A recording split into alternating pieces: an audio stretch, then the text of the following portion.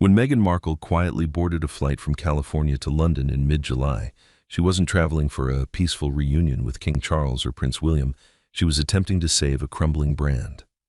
Crossing 5,000 miles of ocean, this journey was a high-stakes gamble born of sheer desperation. To see why Meghan and Harry were forced into this position, you only need to look at the numbers.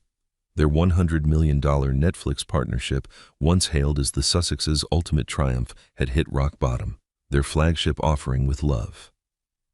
Meghan crashed to an embarrassing number 217 on global viewership charts. Combined with the public collapse of their Spotify deal and scathing reviews, Meghan knew their entire commercial enterprise was in total freefall. If you want to stay ahead of these royal power plays, make sure to hit that like button and subscribe to the Royal Insider Network right now. We bring you the analysis that the mainstream media is too afraid to touch. Behind the closed doors of their Montecito estate, the atmosphere was reportedly one of red alert. Their advisors were blunt.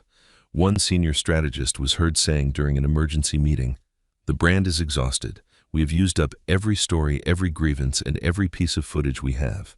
If we don't find a new anchor, the revenue streams will dry up by the end of the year." Meghan Markle reportedly took this news with a sense of profound shock. She realized that the lifeboat they needed was still 3 years away, the year 2027, marking the 30-year anniversary of the passing of Princess Diana. To the Montecito team, this anniversary is not just a moment of remembrance, it is the ultimate commercial lifeline. But to make a documentary about Diana that actually sells, they need more than just old photos. They need what the industry calls the blessing. And so despite the Home Office's firm refusal to provide royal-level security, Meghan reportedly made the snap decision to bring Harry and their 2 children back to British soil. Putting it bluntly, this hasty flight wasn't about seeking a peaceful reconciliation or having tea with King Charles III. Behind the scenes, the whispers are getting louder. It turns out that the most expensive commodity in the Sussex arsenal is a legacy they don't fully control yet. The true target of this trip was Althorp, the final resting place of Princess Diana. Sources suggest that Meghan's goal was a direct private visit to the gravesite to seek a symbolic blessing for their upcoming projects. But more importantly, it was about securing access to private archival resources that only the Spencer family can provide. Little did the public expect that the Duchess would go to such lengths, bypassing the palace entirely to deal with the Spencer legacy directly. Insider recounted a moment where Meghan allegedly told her inner circle, "We don't need the palace's permission to honor a mother's memory. We need to go straight to the source. That is where the real story lives." As the jet touched down, the game had officially changed. This is no longer just a family feud. It is a battle for the right to narrate the history of the most famous woman in the world. What do you think about this move? Is it a daughter-in-law's devotion or a calculated business maneuver to save a sinking brand? Drop a comment below. We love hearing your theories. Stay tuned as we uncover what happened when the Sussexes finally reached the gates of the Spencer estate. Rewinding the clock. Back to a moment that scorched the collective memory of the world. We find ourselves at Westminster Abbey on September 6, 1997. 2 billion viewers watched through their screens, hushed in a collective grief that felt almost physical. In that cathedral of history, Charles Spencer IX. Earl Spencer stood before the coffin of his sister and delivered a eulogy that felt like a lightning strike against the establishment. He spoke of a girl who was the most hunted person of the modern age, and he vowed that her blood family would protect her sons. But beneath that aristocratic veneer of defiance lies a psychological burden that few can truly comprehend. To understand why the gates of Althorp remain so tightly closed. Today, we must travel even further back to a quiet room in the Spencer estate in September 1995. It was there that a fateful meeting took place, a meeting that would change the course of royal history forever. For 30 years, Charles Spencer has maintained a silence so profound it serves as a fortress. It was in that room in 1995 that the Earl was reportedly presented with forged bank statements by a journalist named Martin Bashir. Those documents, which alleged that Diana's staff were being paid to spy on her, were the key that unlocked the door to the infamous Panorama interview. Charles Spencer, believing he was protecting his sister, made the introduction that would eventually lead to the destruction of her relationship with the palace, and many believe her ultimate fate. This hidden detail is the engine behind the Earl's current resolve. While the world saw a grieving brother in 1997, those close to him saw a man haunted by the realization that he had accidentally opened the gate for the wolf. His fiery words at the funeral were not just an attack on the press or the palace. They were the beginning of a 3-decade-long act of atonement. If we look closely at his actions over the last 30 years, we see a man who has refused to publish a tell-all memoir, refused to sell private letters, and refused to cooperate with high-budget Hollywood dramatizations of his sister's life. It turns out that this refusal doesn't stem from a lack of interest or coldness toward his nephews. Instead, it is a deeply personal mission to rectify the one mistake he believes he made. An associate of the Earl describes his internal state as one of perpetual vigilance. He was overheard reflecting on those past events, saying in a quiet, weighted tone, "I was the one who let the cameras in. I was the one she trusted to see through the lies, and I failed her. I will not make that mistake again, regardless of who is asking for the keys." This is the psychological wall that the Sussexes commercial machine has crashed into. When Meghan and Harry arrived with their plans for a 2027 documentary, they weren't just asking a relative for help. They were asking a man who has spent 30 years trying to wash the guilt from his hands. If the rumors are true, Charles Spencer's refusal to grant access to the private Spencer archives is his final, absolute act of redemption. As the Sussexes navigate the pressures of a crumbling $100 million deal, they are finding that some historical wounds are too deep to be healed by a production contract. The silence from Althorp is not just about privacy, it is about a brother's silent vow to never again let his sister's memory be used as a commodity. But as the deadline for their Netflix content looms, one has to wonder what happens when a desperate business strategy meets an immovable force of historical guilt. The battle for Diana's legacy is moving into its most dangerous chapter yet. Looking at this chain of behavior, a pattern begins to emerge that is impossible to ignore.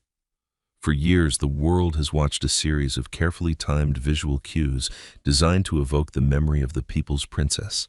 From the flashing blue of the aquamarine ring in May 2018 to the gold Cartier watch and butterfly earrings visible during the explosive March 2021 Oprah interview. Every appearance felt like a coded message. One time is a tribute, a second time is a sweet homage. But by the third time, it starts to look like a trademark strategy. It is not a coincidence that these pieces of jewelry appear most frequently when the cameras are at their highest density. Behind the scenes, Meghan reportedly treated these items not just as family heirlooms, but as the essential props for a specific role. A former associate described the intensity of the preparation, noting that the choice of jewelry was often the first item on the agenda, with the team asking, "Which piece of Diana's will create the most engagement today?" But while the public saw a daughter-in-law honoring a legacy, the Spencer family saw something far more troubling. Inside the halls of Althorp and across the private estates of Diana's siblings, the reaction was reportedly one of cold skepticism. Harry, in his deep devotion, allegedly had a series of heated exchanges with his maternal relatives. He was heard arguing passionately that Meghan was the modern-day reincarnation of his mother, a woman who possessed the same spirit, the same magnetism, and faced the same persecution. However, the Spencers reportedly didn't buy the script.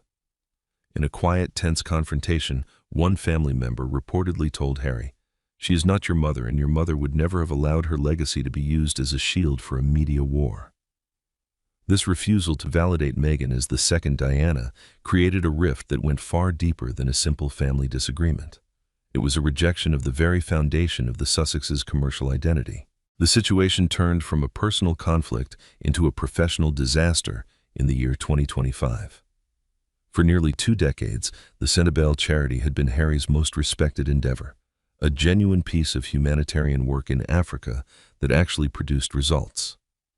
But the world was shocked when reports surfaced of a deep financial and administrative investigation into the charity's operations. As the pressure mounted, Harry was forced to resign from his own charity in 2025. This wasn't just a blow to his ego. It was a total collapse of his credibility as a protector of any legacy. It turns out that for Charles Spencer, this was the final straw. Watching the charity buckle under scrutiny, the Earl reportedly concluded that if Harry could not even maintain the integrity of a small foundation in Africa, he could never be trusted with the vast, sensitive archives of the Spencer family. The investigation into Centabelle, indirectly destroyed whatever sliver of trust remained. Charles Spencer was overheard telling a confidant, "They have commercialized their titles, their grievances, and now their charitable works have fallen into disrepute. My sister's private life will not be the next thing they offer to the highest bidder." Ironically, as Meghan continues to appear in those calculated Cartier watches and butterfly earrings, the doors to the actual source of that legacy have never been more firmly locked. The visual performance continues, but the institutional support has evaporated. With the Netflix deadline approaching and their commercial value in freefall, the Sussexes are realizing that wearing the jewelry of a legend is easy, but earning the trust of those who actually knew her is proving to be impossible. As they sit in their Montecito mansion looking at the jewelry box, they have to wonder what happens when the world realizes they only have the costume, but not the story. The month is July, 2026. The air at Althorp, the ancestral home of the Spencer family, is usually thick with the scent of ancient history and quiet reverence. After a journey of 5,000 miles, the Sussexes finally arrived at the threshold of the one place they believed would provide the ultimate validation for their commercial future. They didn't just come with a private intention to grieve, they reportedly brought a detailed production proposal from Netflix. The demands were staggering. According to those close to the estate, the proposal requested full filming rights on the sacred island where Princess Diana is buried, and most controversially unprecedented access to her private diaries from the 1980s. Imagine Charles Spencer, the 9th Earl, sitting in his library surrounded by the weight of his family's legacy, reading through these cold clinical requirements. The reaction was not one of negotiation. It was an immediate, sharp, and absolute no. And then the answer received by the Sussex camp was merely that single devastating word. Behind the scenes, the Earl's refusal was reportedly final. I was overheard telling a senior member of the estate staff in a tone of weary but firm resolution, "This is a family home and a place of rest, not a soundstage for a digital subscription service. Some things are simply not for sale, regardless of the bloodline of the person asking." Notably, the rejection went even further than a simple no to the cameras. Rumors began to swirl that the Earl had issued a total ban on any member of the Sussex film crew even stepping foot on the Althorp grounds. Meghan, who had arrived with the expectation of capturing a historic, reconciliatory moment for a global audience, found herself completely neutralized. She stood before the gates of Althorp, but as far as the media was concerned, she was invisible. There were 0 photographs of a joint meeting, 0 official statements of support. The 5,000-mile journey, intended to be a masterstroke of PR, had turned into a total communication blackout. Instead of a press release or a glossy joint portrait, Charles Spencer chose to communicate on his own terms. While the world's media was buzzing with the news of the Sussexes' arrival, the Earl posted a single grainy photograph on social media. It wasn't a picture of the famous visitors. It was a nostalgic shot of a small pony from 1972, the pony Diana had loved as a child. It was a masterpiece of subtle aristocratic counterattack. By choosing to share a private, innocent memory from 1972, the Earl sent a clear message to the world: he is the true keeper of the flame. He doesn't need high-definition cameras or multi-million-dollar deals to honor his sister. He holds the real history, the quiet memories that cannot be monetized. It was as if he was saying, "This is who she was before the world, and your cameras ever touched her." It shows that the Spencer card, which the Montecito team had held as their final ace, had been trumped by a brother's protective silence. For Meghan, the realization must have been chilling.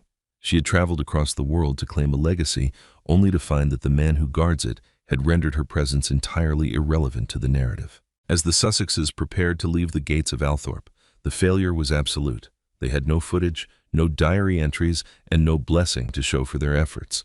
But for a team that has made a career out of pivoting through crises, what is the next move when the most sacred door in the world is slammed shut?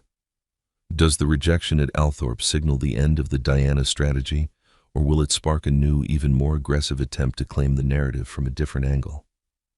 The silence from the Spencer estate is deafening, but it might just be the quiet before a very different kind of storm. To truly understand the failure of the Sussex mission to Althorp, one must first understand the weight of 500 years of history. Althorp is not just a scenic backdrop or a filming location. It is a fortress of tradition that has sheltered 19 generations of the Spencer family. It operates on a set of rules that haven't changed since the Tudor-era rules that are utterly immune to the modern pressures of Hollywood branding or digital influence. To put it bluntly, the Spencers have an ancestral allergy to what they call the commercialization of the bloodline. For 5 centuries, they have maintained their status by keeping their private lives separate from the marketplace. While the Sussexes view Diana's memory as a narrative to be shared with a global audience, the Spencers view it as a family trust. This fundamental clash of values created a barrier that no amount of money or fame could ever bypass. The reality is cold and mathematically precise. Despite her middle name, Lilibet Diana, and her brother Archie, possess 0% legal authority or claim over Althorp or the final resting place of their grandmother. In the eyes of the British aristocracy, the names they carry are a tribute, not a title to the land. Don't forget that Althorp is destined for one person and one person only, Louis Spencer, the Viscount Althorp. As the male heir under the law of primogeniture, he is the one who will carry the keys to the 19 generations of history, while the Sussex children remain legally speaking outsiders to the estate.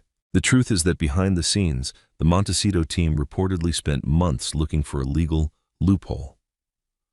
Witnesses within the legal circles of London claim that high-priced advisors for the Sussexes attempted to find a script where the children could be granted a special status, perhaps a permanent residency right or a formal role in the management of the Diana Memorial.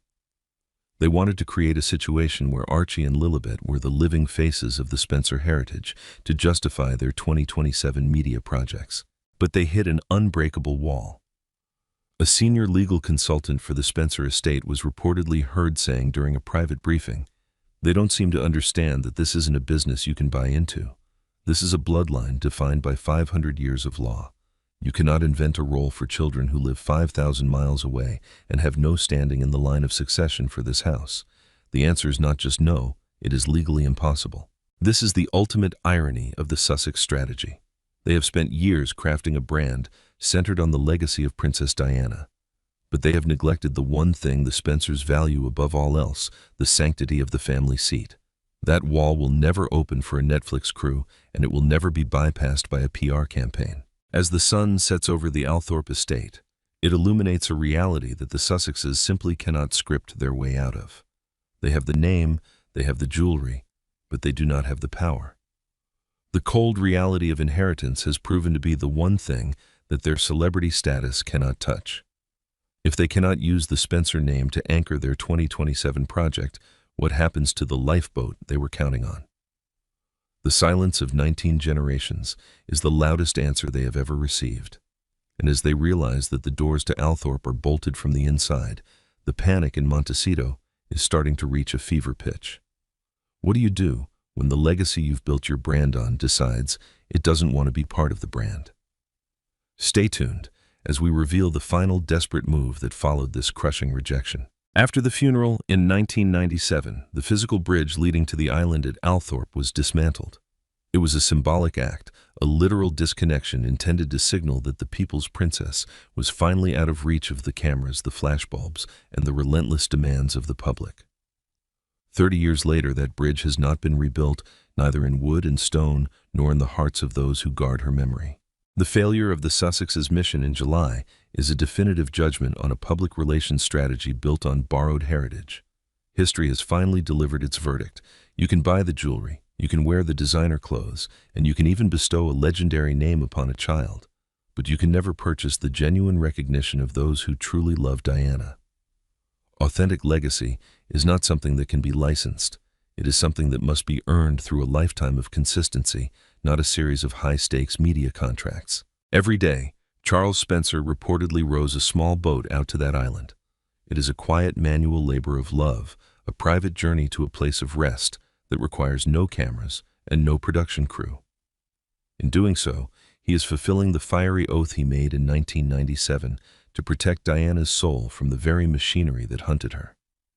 His decision to post a simple photograph of a childhood pony from 1972 was not a random act of nostalgia. It was a firm historical dismissal of the Sussexes' commercial ambitions. It was his way of stating that her memory belongs to the quiet fields of Althorp, not the digital archives of a streaming giant. The contrast between the two brothers has never been more stark. Prince William has chosen a path of silent institutional honor, keeping his mother's memory as a private guiding light for his future reign. On the other side of the Atlantic, the path chosen has been one of content creation, where every family tie is treated as a potential script. But the iron gates of Althorp, which have stood for 500 years, have proven to be the one barrier the Montecito machine cannot manipulate. The absolute silence that followed the Sussexes' departure from the United Kingdom is the most resounding answer they have ever received. 1 week of total echoing quiet proves that the Diana strategy has reached its end. The curtain has officially fallen on the Althorp mission, and the message is clear. Princess Diana's legacy is a family trust, not a commercial asset to be sold to the highest bidder. The 19 generations of Spencers who came before have made their voices heard through the locking of a single door. As we close this chapter on the battle for the Spencer legacy, we want to know your take. Has the palace and the Spencer family finally drawn a line that cannot be crossed? Do you think this rejection marks a turning point for the Sussex brand? If you value this level of deep dive analysis into the maneuvers of the House of Windsor, show your support by hitting the like button. Make sure to subscribe to the Royal Insider Network and turn on notifications so you are always the first to know when the perfect screen slips. Your comments and theories drive our community, so join the conversation below. Thank you for watching, and remember, in the world of royalty, some secrets are kept for a reason and some gates are never meant to be opened. Stay sharp. The date is July 26, 2026, and across Australia, millions of viewers are glued to Channel 10. But they are not just tuning in for the culinary expertise of MasterChef Australia. They are there to witness what the media has already dubbed the Master Mess. It was supposed to be a triumphant return to the spotlight for Meghan Markle.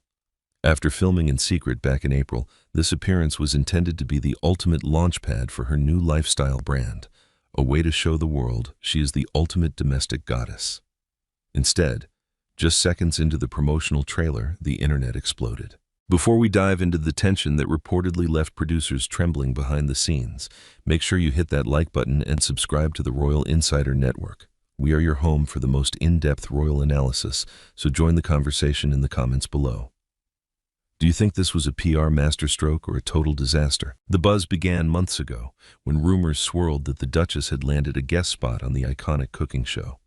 For Meghan, the stakes could not have been higher. She needed this. She needed to look relatable, skilled, and charming. But as the trailer clocked up millions of views in mere hours, the public reaction was anything but warm. Viewers quickly pointed to what they called a manic expression. Instead of the calm, polished grace, we usually see the camera captured a look of sheer wide-eyed panic masked by a frozen high-tension smile. In the center of this storm is Po Ling Yao, Australia's national treasure and a seasoned MasterChef judge. Known for her infectious energy and effortless talent, Po is the polar opposite of the Duchess's calculated persona. On-screen, the two were meant to be partners in culinary excellence, but sources from New Idea magazine tell a much darker story of what happened when the cameras were rolling in that high-pressure kitchen.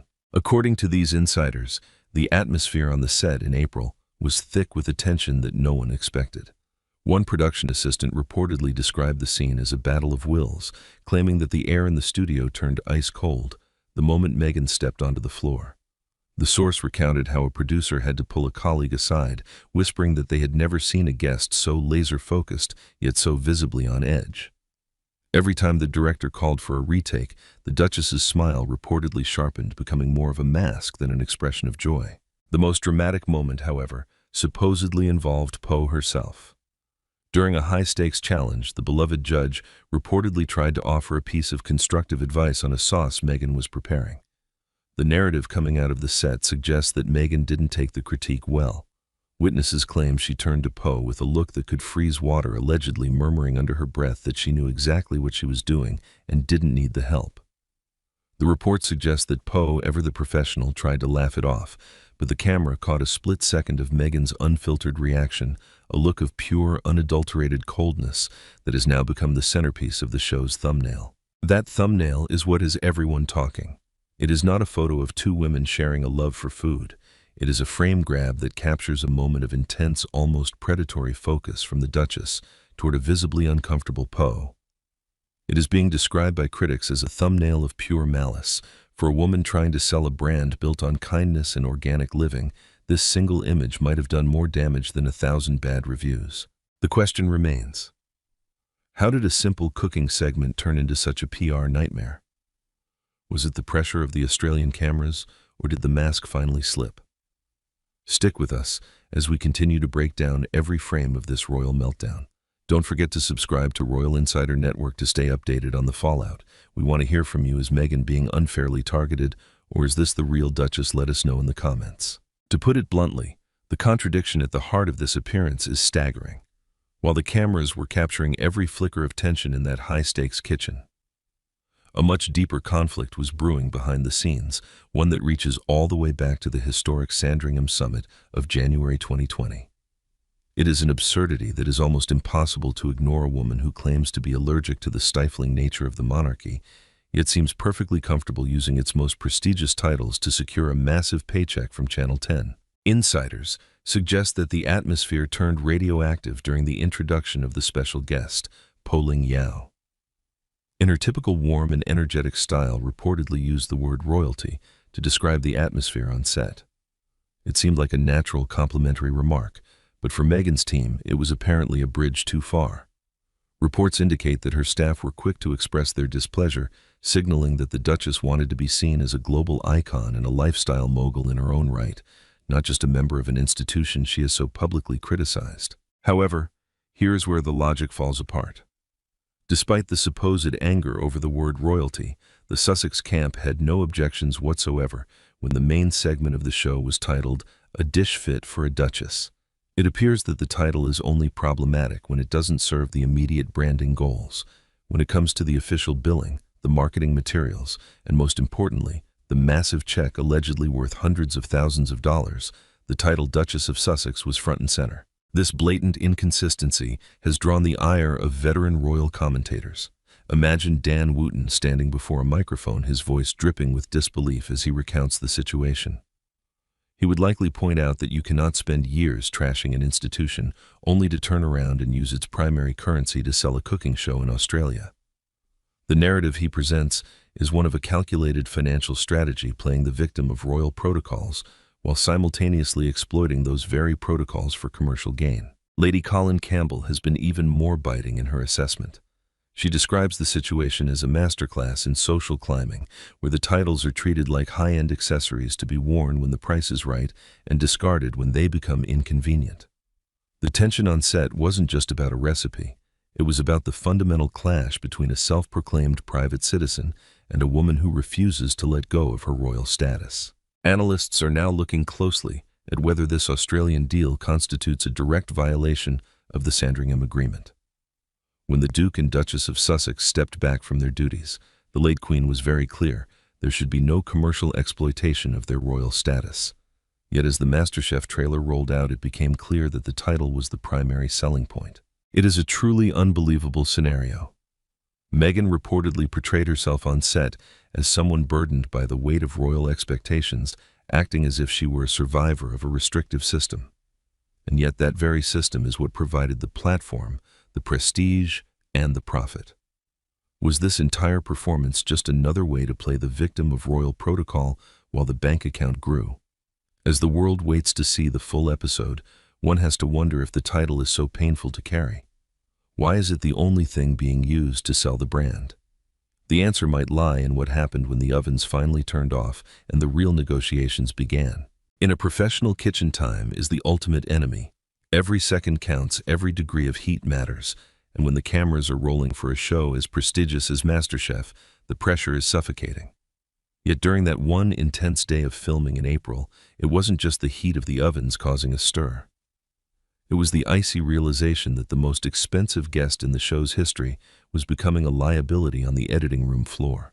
While Channel 10 had invested a fortune in this appearance, the contestants seemed to have their eyes on a different prize: actual culinary knowledge.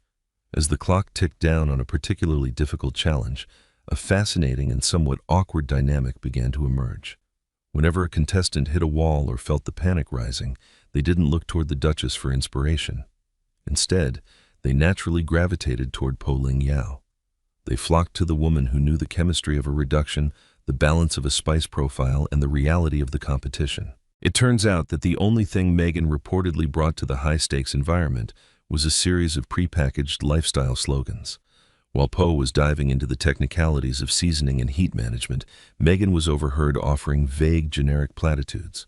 According to said insiders, her primary advice was to just cook from the heart and to consider flour sprinkles to make the presentation feel more organic. To put it plainly, when a sauce is breaking under the pressure of a ticking clock. Cooking from the heart is not a culinary solution. One contestant reportedly muttered to a fellow cook during a break that they were desperate for a tip on how to save their protein, but all they got was a lecture on the energy of the ingredients. It was a clash between a true professional and a performer who seemed to be reciting lines from a self-help book rather than a recipe. This shift in the room's energy reportedly did not go unnoticed. As the contestants sought out Poe's warmth and expertise, the Duchess allegedly began to radiate a sharp sense of competition. The warmth she projected for the cameras would reportedly vanish the moment the director yelled, "Cut!" She found herself in the one position she seems to dislike most, being the second most interesting person in the room. The most telling moment of the day, however, happened away from the stovetops. Po Ling Yao, being the quintessential professional and a person of genuine kindness, was reportedly quite upset by the perceived tension. She didn't want any bad blood, especially regarding her earlier royalty comment that had ruffled so many feathers. Sources claim Poe approached a senior producer, asking if she could have just a few minutes alone with Meghan to clear the air and offer a sincere apology. The response she got was a cold dose of reality. The production team reportedly blocked the request immediately, explaining that Meghan's team had strictly forbidden any unscheduled interactions. The message was loud and clear. The Duchess was there to film a segment, not to build a rapport with the outsiders on set. This has left the editors in a nearly impossible situation.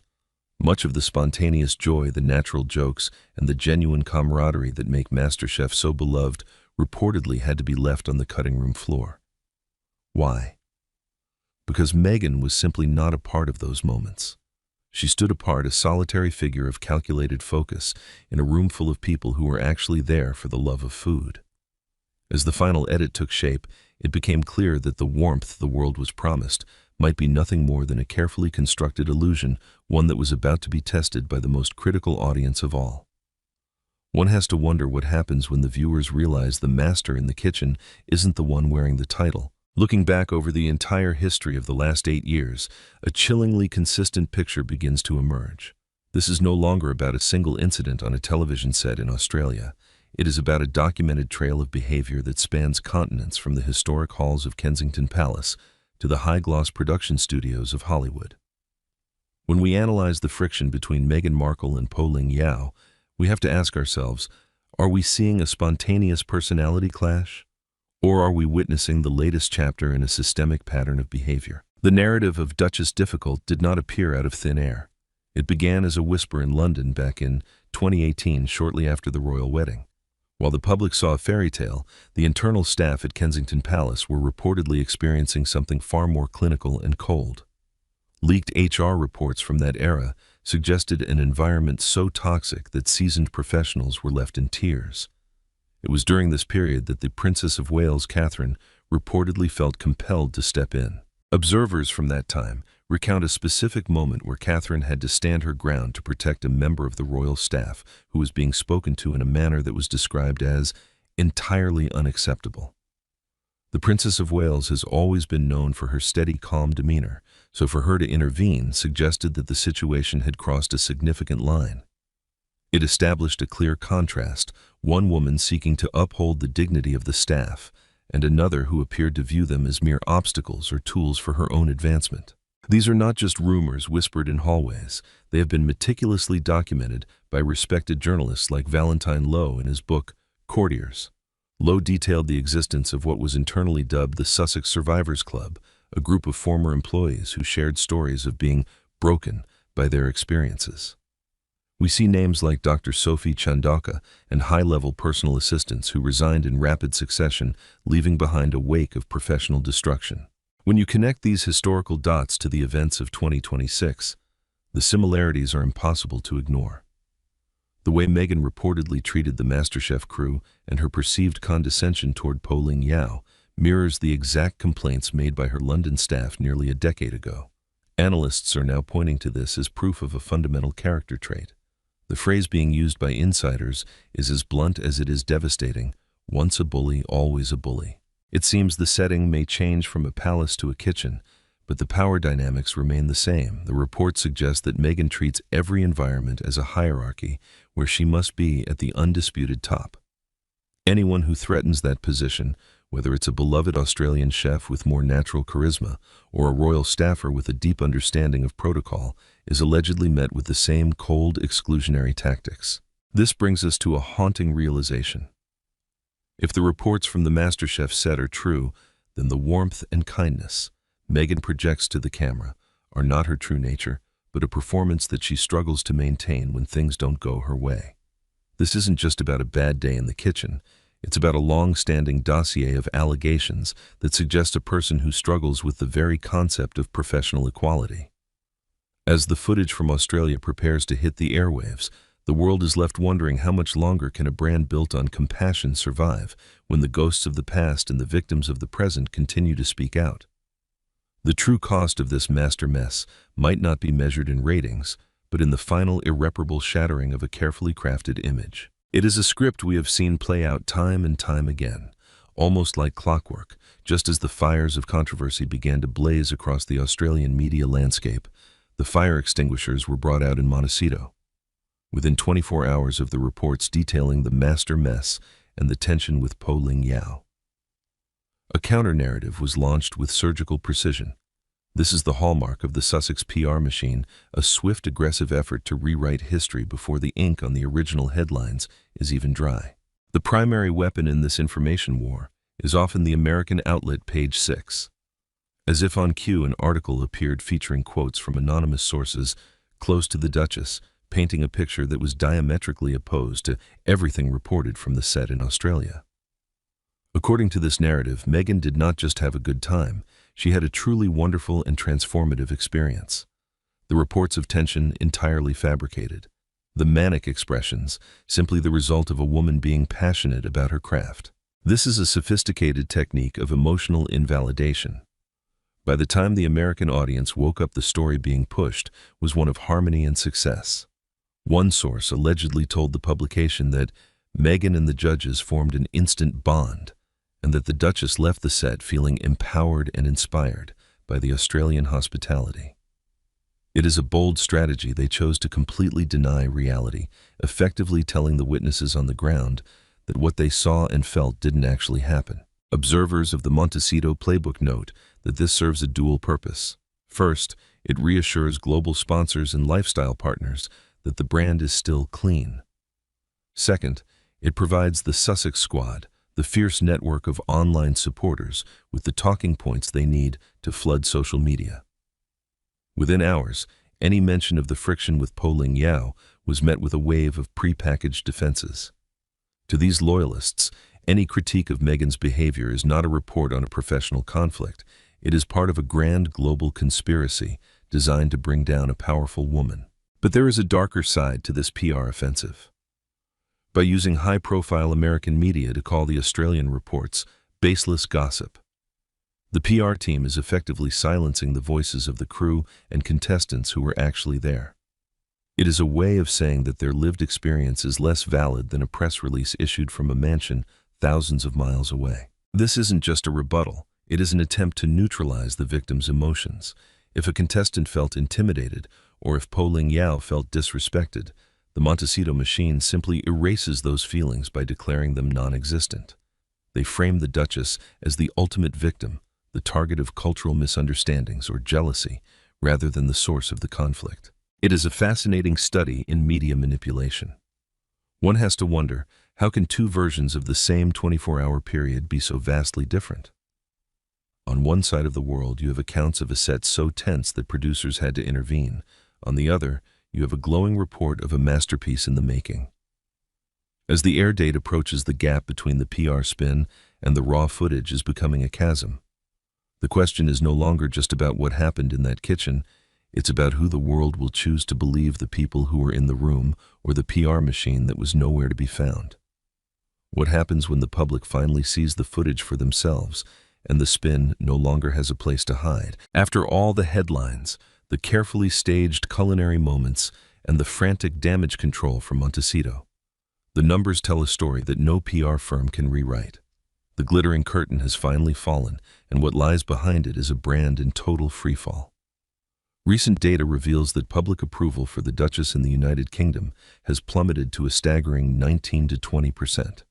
This isn't just a dip in popularity, it is a total collapse of trust.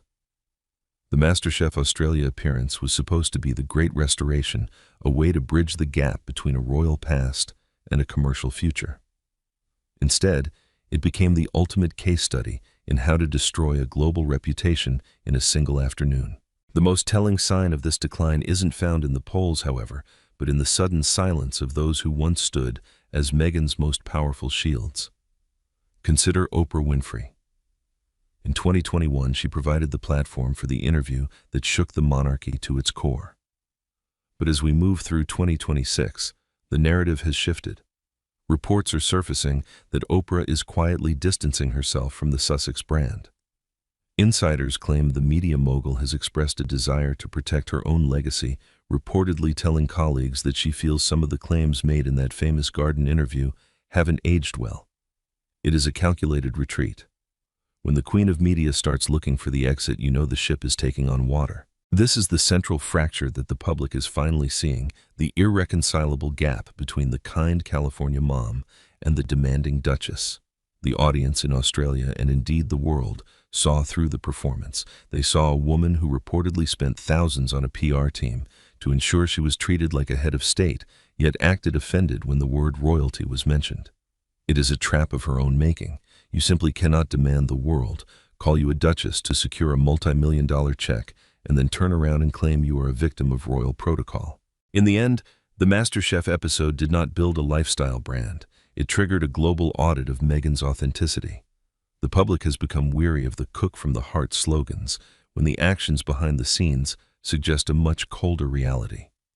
The spectacle in that Australian kitchen proved that a curated image can only take you so far.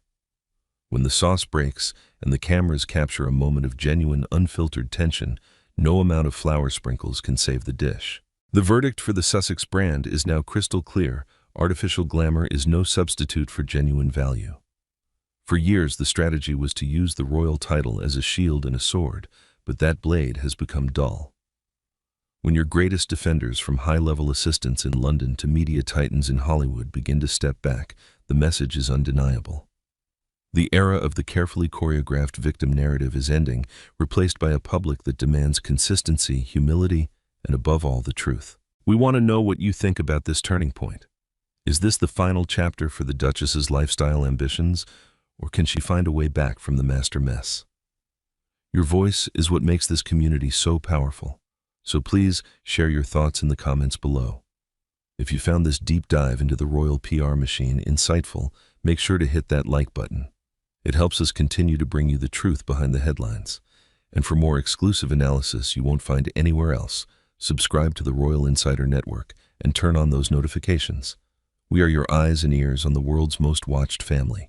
Stay tuned, because the fallout from Australia is only just beginning. The clock strikes midnight in mid-July, 2026. Outside, the sprawling gardens of the Montecito mansion are bathed in moonlight, appearing as a sanctuary of peace and privacy. But inside the thick stone walls of the Sussex residence, the air is heavy with a silence that is anything but peaceful. It was at this exact moment that the carefully constructed image of a united front allegedly shattered into 1,000 pieces. Little did anyone know that a single glowing smartphone screen would reveal a secret hidden for months, right under the nose of the most scrutinized woman in the world. As the story goes, Meghan Markle was alone in the quiet of their living suite when she picked up a device that was not her own. What she found was not just a stray notification, but a long, detailed thread of messages stretching back through the spring and into the summer. The exchange was not with a business associate or a political contact, but with a woman living right there in the Montecito area, someone of a similar age, someone Harry had reportedly been seeing in the shadows of their elite community. Before we reveal the icy confrontation that followed, make sure to hit that like button and subscribe to the Royal Insider Network. We bring you the deepest dives into the lives of the House of Windsor and beyond. So join our community and let us know in the comments. Do you think the Sussex brand can survive a personal crisis of this magnitude? The shock of the discovery reportedly left Meghan in a state of total disbelief. For years, the narrative has been us against the world, a bond forged in the fires of royal exits and media battles. But these messages painted a different picture, a picture of a husband seeking a secret companion to escape the pressures of his high-profile life. When Harry finally entered the room, the confrontation was immediate. But those expecting a tearful apology or a desperate plea for forgiveness would be disappointed. According to insiders, the atmosphere was chillingly clinical. The voiceover of their interaction, as reported by those close to the household, suggests a man who had already checked out. When Meghan reportedly held up the phone, her voice shaking with a mix of rage and hurt, asking, "How could you do this here, in our own backyard?" Harry didn't flinch. He didn't offer excuses. Instead, he supposedly looked her straight in the eye and delivered a line that cut deeper than any headline. He reportedly said, "It has been over for a long time, Meghan. We both know that." This is where the story takes a darker, more complex turn. Is this the end, or is it just the beginning of a much more strategic game? The legendary and often controversial Lady Colin Campbell has weighed in with a bombshell claim that has sent shockwaves through royal circles. She suggests that this discovery was not actually a surprise to the inner circle. According to Lady C, Meghan has been aware of Harry's secret companion for some time, but she is trapped in a golden cage of her own making. The claim suggests that despite the betrayal and the heartbreak, a divorce is the one thing Meghan cannot afford. Why? Because without the Duke, the Duchess loses her primary source of relevance. The Sussex brand is a package deal. If the marriage dissolves, the commercial empire they've built on their shared narrative could crumble into dust. So, she chooses to endure. She chooses to stay in a mansion where the halls are filled with unspoken resentment, all to protect the trademark that keeps them in the global spotlight. It is a haunting image. A woman caught between her personal dignity and her professional survival. As the lights stay on late into the night in Montecito, the world is left to wonder, how much longer can they keep up the act? The fairy tale is gone, replaced by a cold, calculated arrangement that is just one leaked message away from total exposure. Stay with us as we continue to uncover the truth behind the palace walls and the Montecito gates. Don't forget to subscribe and turn on notifications for the Royal Insider Network. To put it bluntly, the glamorous promises of 2020 are now meeting the harsh, unforgiving reality of 2026. For years, the narrative pushed from the Montecito camp was one of liberation and a meteoric rise to the top of the Hollywood food chain. But as the sun sets on their latest round of failed ventures, the high-gloss American dream that Meghan once painted for Harry is beginning to look more like a calculated media nightmare. When the multi-million-dollar checks stop flowing, the truth usually follows closely behind. Recent reports from veteran industry analysts, including the highly respected Alison Boshoff of the Daily Mail, suggest that the Sussex brand has hit a definitive glass ceiling. The industry giants that once fought for a piece of the royal stardust, names like Netflix and Spotify, have reportedly moved from excitement to exhaustion. It is no longer enough to simply be royal. In the cutthroat world of entertainment, you have to be productive, and you have to be liked. Behind the scenes, the social isolation is becoming impossible to ignore. For a couple that once expected to be the crown jewels of the Oscars and the Met Gala, the silence from the Hollywood elite is deafening. Insiders claim that the invitations have dried up because the A-list is wary of the drama that follows the Sussexes. There is a growing sense that the elite circles in Los Angeles and New York are quietly closing their doors, choosing to remain loyal to the traditional monarchy rather than hitching their wagons to a fading star. It is within this vacuum of success that the phrase "the veil is lifting" has begun to circulate among royal circles. This refers to a profound and painful awakening for Prince Harry. For the last several years, he has been a man fueled by the vision of a new, independent life, one where he was the hero of his own story.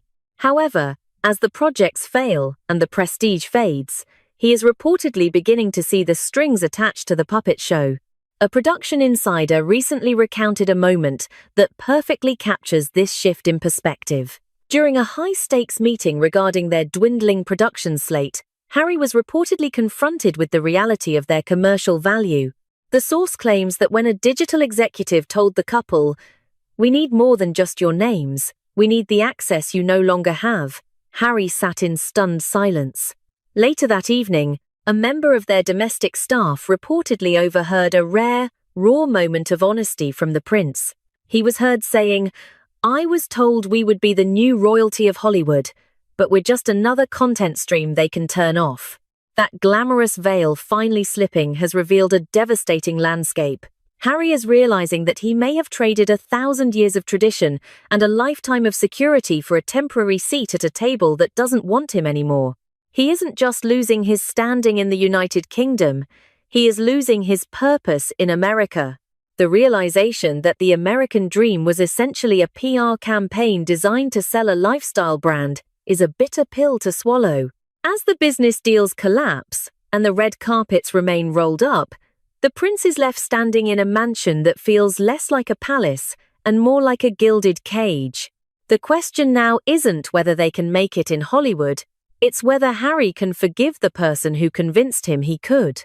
The stage is set for a confrontation that no amount of PR spin can fix, as the man who gave up everything begins to ask, was it worth it? As it turns out, the grand escape plan of 2020 was never intended to be a one-way trip. The narrative has shifted from the sun-drenched hills of Montecito to a more strategic, coastal setting in Portugal. For the Sussexes, this private apartment on the Iberian Peninsula isn't just a vacation home. It is a calculated way station, a bridge being built for a return to the world they once claimed to despise. This new strategy, emerging for the 2026 and 2027 period, is being described by royal insiders as a reverse Megxit. It is a maneuver that drips with irony.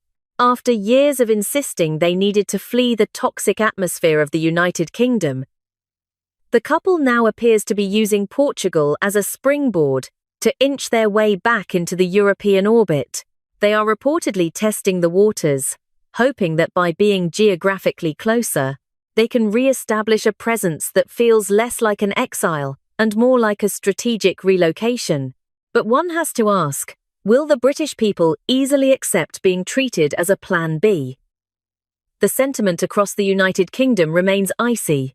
There is a deep, lingering sense of betrayal among a public that watched as the couple used high-profile platforms to critique the very institution that provides their status. The idea that Harry and Meghan can simply choose to return when their Hollywood ambitions falter is being met with a wall of resistance.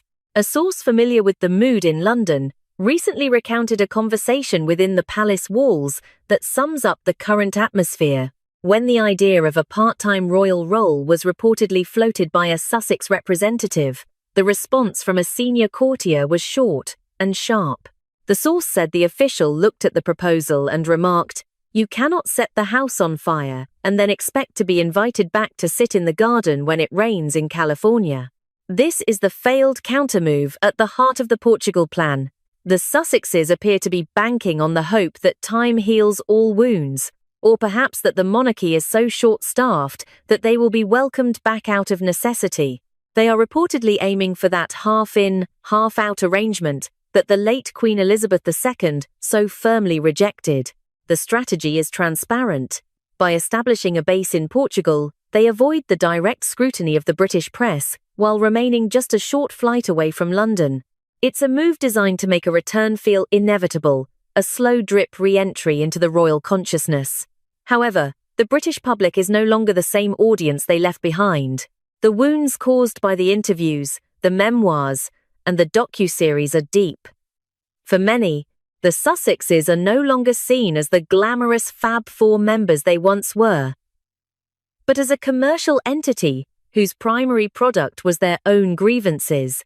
As the reverse Megxit campaign gains momentum in the PR circles of Lisbon and London, the tension is reaching a breaking point. Can a brand built on escaping the monarchy survive a desperate attempt to return to it? The move to Portugal isn't just about real estate, it's about a frantic search for a new identity, as the old one loses its luster in the American market. What happens when the bridge they are building leads to a gate that is firmly locked? The world is watching to see if this is a triumphant return, or the final failed gambit of a couple who has run out of moves. The question isn't where they will live, but whether there is any place left for them in the institution they left behind. As we look toward the upcoming 2027 Invictus Games in Birmingham, the air is thick with anticipation. On the surface, it appears to be a triumphant homecoming for Prince Harry, a celebration of resilience and the indomitable spirit of wounded veterans. But behind the polished image of a heartwarming family reunion and a return to British soil, there is a strategy so calculated it has left veteran royal watchers stunned. This is no longer just about a sporting event. It has transformed into a high-stakes maneuver involving the two most innocent players in this saga, Archie and Lilibet. Behind the scenes, the real battle isn't being fought on the athletic field, but in the sterile boardrooms of the Home Office and the Ravet Committee. The numbers involved are staggering. Maintaining a private security detail of the caliber the Sussexes desire is reportedly costing them upwards of $3 million every single year. As their Hollywood contracts dwindle and the massive paychecks from streaming giants become a thing of the past, that $3 million price tag has become a crushing financial burden. This brings us to the true purpose of the proposed family trip to Birmingham. Analysts and insiders are now pointing to a meticulously calculated economic equation. The narrative being pushed is one of a father wanting to bring his children to his homeland. But experts suggest that Archie and Lilibet are being used as the ultimate emotional leverage. By bringing the grandchildren back to the United Kingdom, the Sussexes are reportedly attempting to force the British government's hand. The logic is as cold as it is brilliant. If the King's grandchildren are on British soil, the perceived threat level rises, and the moral obligation for the state to provide top-tier, taxpayer-funded security becomes almost impossible to ignore. It is, quite literally, a bid for a permanent security insurance policy, with the children serving as the primary justification. King Charles III finds himself caught in an agonizing position. He is a monarch dedicated to the rules of the state, but he is also a grandfather who has spent far too little time with his youngest descendants. The emotional pressure is immense. A source close to the royal household reportedly shared a heartbreaking detail about the king's private thoughts on the matter. The source recounted how the king allegedly told a close confidant, "I just want to be a grandfather. I want to see Archie and Lilibet grow up without a legal contract or a security dispute being attached to every single visit." However, the Home Office and the Ravet Committee remain a formidable wall. They see this move for exactly what it is, a tactical attempt to reclaim the state-funded protection that was stripped away when the couple stepped back from royal duties. The tension within the government is palpable. One official reportedly remarked during a high-level briefing that the state cannot be held hostage by emotional appeals, noting that security is based on risk, not on who you bring with you to a public event. It is a deeply uncomfortable realization for the public. The idea that a family reunion is being used as a bargaining chip for a $3 million security subsidy feels like a new low in the Sussex saga. The Birmingham Games were meant to be about the veterans, yet the headlines are already being dominated by this security insurance gamble. As 2027 approaches, the world is left to wonder, will the government blink, or will this emotional play result in another shut door? The stakes have never been higher, and the cost of this gamble might be the very family bonds they claim to be trying to mend. What happens if the children arrive, but the special protection does not? The answer could redefine the Sussexes' relationship with the United Kingdom forever. Even if King Charles III softens his stance and allows his heart to lead him toward a reconciliation, there remains one immovable object in the path of a Sussex return: At the heart of Windsor and within the stone walls of Kensington Palace, a profound and absolute silence has taken root. It is not the silence of indifference, but the silence of a final, irrevocable judgment. This is the icy wall of Prince William, the heir to the throne, and it is a barrier that no amount of Hollywood PR or emotional leverage can seemingly penetrate. The biggest wall Harry faces today isn't a legal battle or a security dispute.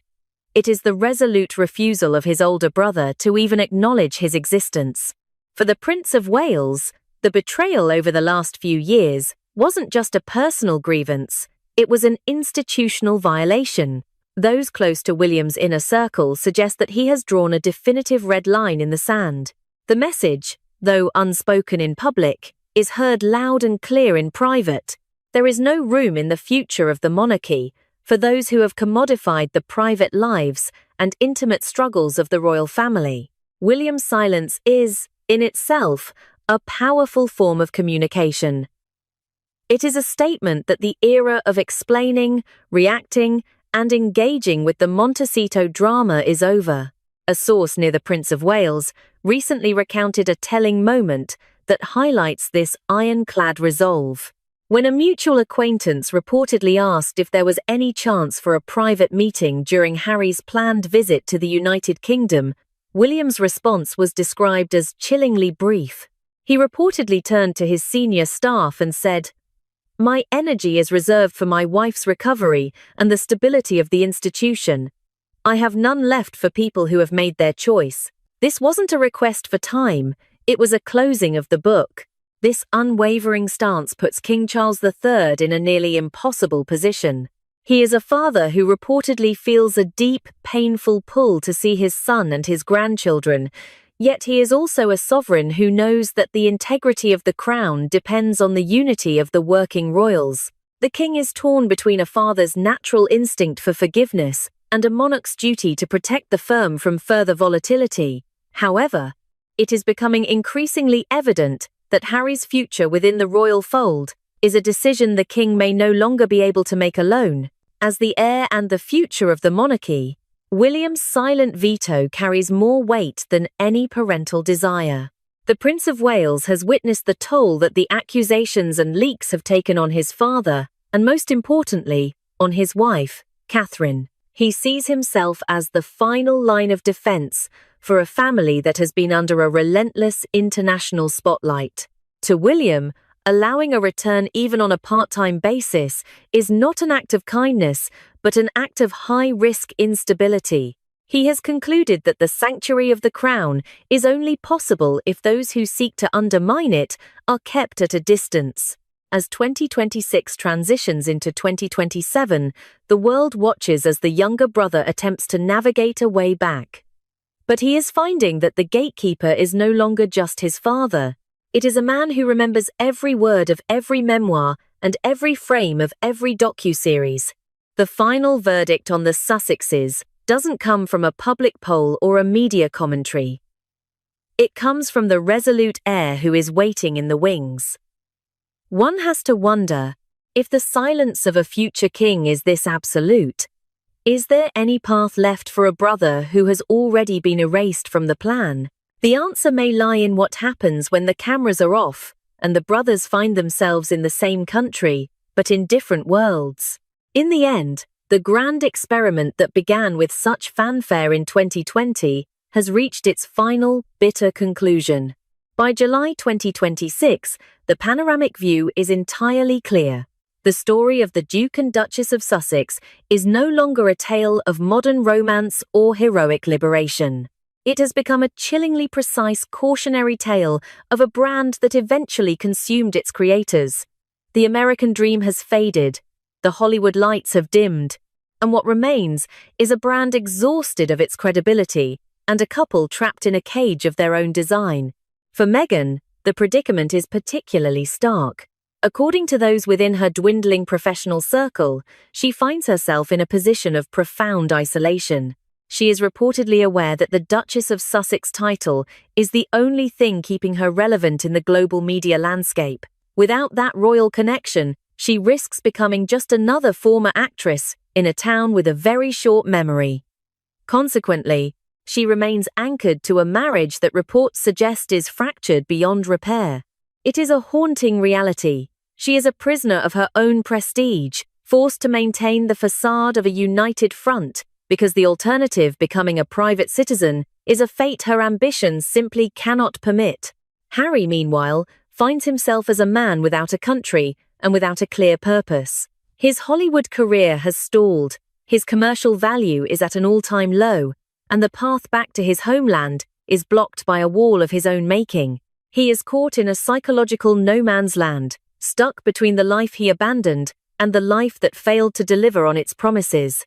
Insiders report that behind closed doors, the conversation is no longer about their next big project, but about survival. Harry was reportedly overheard telling a close associate, "We built this world to be free, but I've never felt more trapped." The truth is that you cannot set fire to your house and then expect to be invited back as a guest of honor. The unwavering refusal of Prince William to engage and the cold indifference of the British public serve as the ultimate reminders of the price of betrayal. The Sussexes believed they could commodify their royal secrets and still retain the privileges of the institution they attacked. They miscalculated the one thing that cannot be bought with a Netflix contract: loyalty. The master mess in Australia and the revelation of secret companions in Montecito are not just isolated scandals. They are the final pieces of a puzzle that shows a brand in total collapse. The Sussex name, once a symbol of hope and modernization, has become synonymous with volatility and contradiction.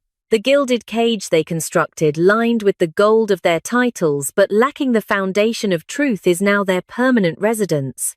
As the Hollywood curtain falls and the secrets of the last few years continue to leak out, the verdict is in. The story of the Sussexes was never a fairy tale. It was a media sentence that they began writing the moment they chose profit over family. They are now left to navigate a world that has moved on, watching as the institution they tried to change continues to stand, more unified than ever, while they remain on the outside, looking in. What is your final verdict on this royal saga? Has the Sussex brand reached its absolute end? Or is there one more act left in this drama? We want to hear from you in the comments below. Your analysis is what drives this community forward. If you found this deep dive into the fall of the Sussex Empire compelling, please give this video a like. It helps us continue to bring you the stories the mainstream media won't touch. And for the most in-depth, daily coverage of everything happening within the royal world, subscribe to the Royal Insider Network and hit that notification bell. Thank you for watching.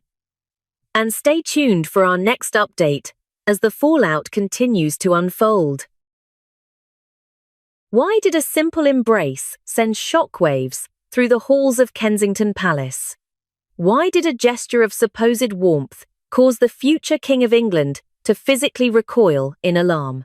Many believe the rift between Prince William and Meghan Markle began with the 2021 bullying allegations, but the truth is far more unsettling. To understand the collapse of this royal relationship, we have to go back 10 years, to October 2016. It was a moment that lasted only seconds, yet it defined a decade of conflict. Was it a cultural misunderstanding, or did William's legendary intuition detect a calculated move from the very first hello? Before we peel back the layers of this royal encounter, make sure to hit that like button and subscribe to the Royal Insider Network. We are your primary source for deep dive royal analysis, so join the conversation in the comments below. Do you think a hug is just a hug, or was William right to be cautious? To put it bluntly, the first meeting between the Duke of Cambridge and the American actress was not the fairy tale introduction Harry had hoped for. According to insiders, Meghan did not wait for a formal introduction or follow the silent protocols of the British monarchy. Instead, she reportedly lunged forward to embrace William, a move that left the prince visibly stunned. Those who were present say William froze, his body language shifting instantly into a defensive posture as he backed away. Why did this social hug cause such a visceral reaction? For William, the palace isn't just a home, it is a space governed by respect and boundaries. The prince reportedly viewed this sudden physical intimacy not as a sign of affection, but as a violation of his personal space and a disregard for royal tradition. The narrative behind the scenes suggests William's sharp eyes read the situation differently than his brother. He didn't see a warm American. He saw someone using personal charm to exert immediate influence. The tension was so immediate that William reportedly felt compelled to issue a 4-word warning to Harry. In a private moment shortly after, William was overheard telling his brother, "She's an American actress." These 4 words weren't just a description of her career, they were a coded alarm. William was reportedly telling Harry to slow down, to be wary of a performance, and to realize that Hollywood charm does not translate to royal duty. The concern was so deep that William didn't stop there. Sources suggest he reached out to his maternal uncle, Earl Charles Spencer, asking him to intervene and talk sense into Harry. William reportedly feared that his brother was being swept up in a whirlwind that he didn't fully understand. There is an even darker theory circulating in royal circles. Some insiders claim that before Meghan ever met Harry, she had spent years observing and admiring the future king. The sudden hug in October 2016 is now being questioned as a deliberate attempt to gain William's favor, or perhaps something more. Did Meghan attempt to use her personal magnetism to win over the most important member of the family, only to be instantly unmasked by William's laser-sharp gaze? To the outside world, she was the breath of fresh air the monarchy needed. But inside Kensington Palace, the Prince of Wales had already made his decision. He saw a pattern of behavior that crossed boundaries, and he wasn't about to let it go unchecked. As we look at the wreckage of the Sussex-Wales relationship today, it's clear the door didn't slam shut in 2021. It was locked the moment that first embrace went wrong. Stick with us as we uncover how this first encounter set the stage for a royal war that changed everything. Don't forget to subscribe to the Royal Insider Network to stay updated on every royal revelation. It was the same door, the same test of character, and the same institution watching from the shadows. Yet 2 women chose paths that could not be more opposite. To understand why Meghan Markle's royal journey ended in a firestorm while others found a steady hand, we have to look at the woman who became the blueprint for survival. Sophie, the Duchess of Edinburgh. Long before Meghan entered the picture, Sophie was the outsider who stumbled, fell, and then rose again through sheer humility. The benchmark was set in April 2001 at the Dorchester Hotel. In a scandal that rocked the monarchy, Sophie was caught in the fake shake trap, a sting operation, where she was recorded making indiscreet remarks about the Queen and high-ranking politicians. It was a PR nightmare of epic proportions. At that moment, she stood at a crossroads. She could have blamed the intrusive press, played the victim, or retreated in anger. Instead, Sophie did something that seems entirely foreign to the current Montecito narrative. She chose silence, accountability, and sacrifice. She closed her successful PR firm, issued a deeply personal letter of apology to the late Queen, and accepted the firm no half-in, half-out rule without a single complaint. She spent the next 2 decades earning back the trust of the British public, one quiet engagement at a time. Fast forward to the arrival of Meghan Markle. Recognizing the similarities in their backgrounds, both women having had successful careers before marriage, the palace reportedly viewed Sophie as the perfect mentor. According to insiders, Sophie reached out repeatedly, attempting to offer the Duchess a roadmap on how to survive the intense scrutiny of the British tabloids. The most pivotal of these encounters allegedly took place at Frogmore Cottage. Witnesses to the palace dynamics recount a moment where Sophie tried to share the wisdom she gained from her own 2001 scandal. The reported dialogue paints a picture of a bridge being burned before it was even built. Sophie reportedly leaned in and offered, "I have walked through this fire, Meghan. I can show you how to navigate the press and find your place here." But the response she received was reportedly sharp and dismissive. According to sources, Meghan looked at the woman who would eventually become the Queen's favourite and simply replied, "I think I've got it from here, Sophie." My reach is already global, and I have my own team for that.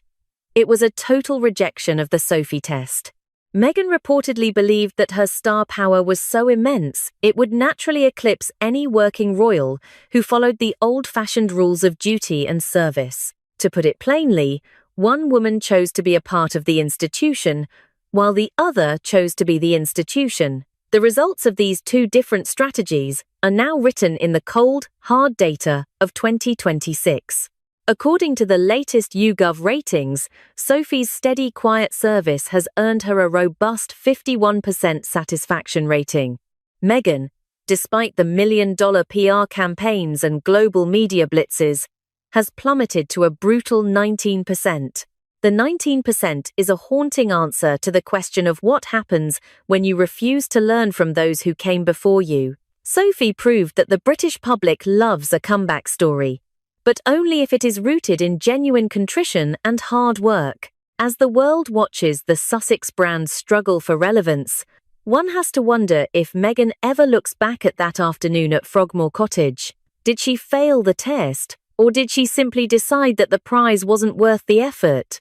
The answer might lie in the one thing Sophie has that Meghan lost: the absolute trust of the crown. But as we look deeper into the history of Kensington Palace, we find that there was another, even more personal reason why the door was locked so tightly from the very beginning. For Prince William, the initial warning from 2016 was no longer just a gut feeling or a private concern. It had transformed into a global broadcast. Every fear he had about the intrusion of Hollywood sensationalism into the sanctity of the royal family was realized in the most public way possible. It started as a ripple and turned into a tidal wave, proving that the American actress warning wasn't about her career, but about a fundamental difference in how one views private life, as a sacred bond or as a commodity to be sold to the highest bidder. Following that initial friction, the world watched as the first major blow was struck in March 2021. 17 million people tuned in to hear the Duchess of Sussex sit down with Oprah Winfrey and flip a long-standing narrative. For years, the press reported that Meghan had made the Princess of Wales cry during a bridesmaid dress fitting. On global television, Meghan reversed it, claiming it was actually Catherine who had made her cry. To the outside world, it was a tea-spilling moment. But inside the palace walls, it was the ultimate breach of the never complain, never explain code. For William, this was the moment the door didn't just lock, it was reinforced with steel. He reportedly realized that any conversation held within the family was no longer safe.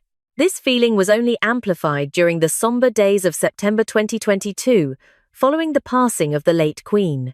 While the family walked behind the coffin in a display of national mourning, the Prince of Wales was reportedly under a different kind of stress. Insiders suggest he was haunted by the suspicion that every gesture of reconciliation and every whispered word of comfort was being filed away in a mental notebook, destined for a future script or a book deal.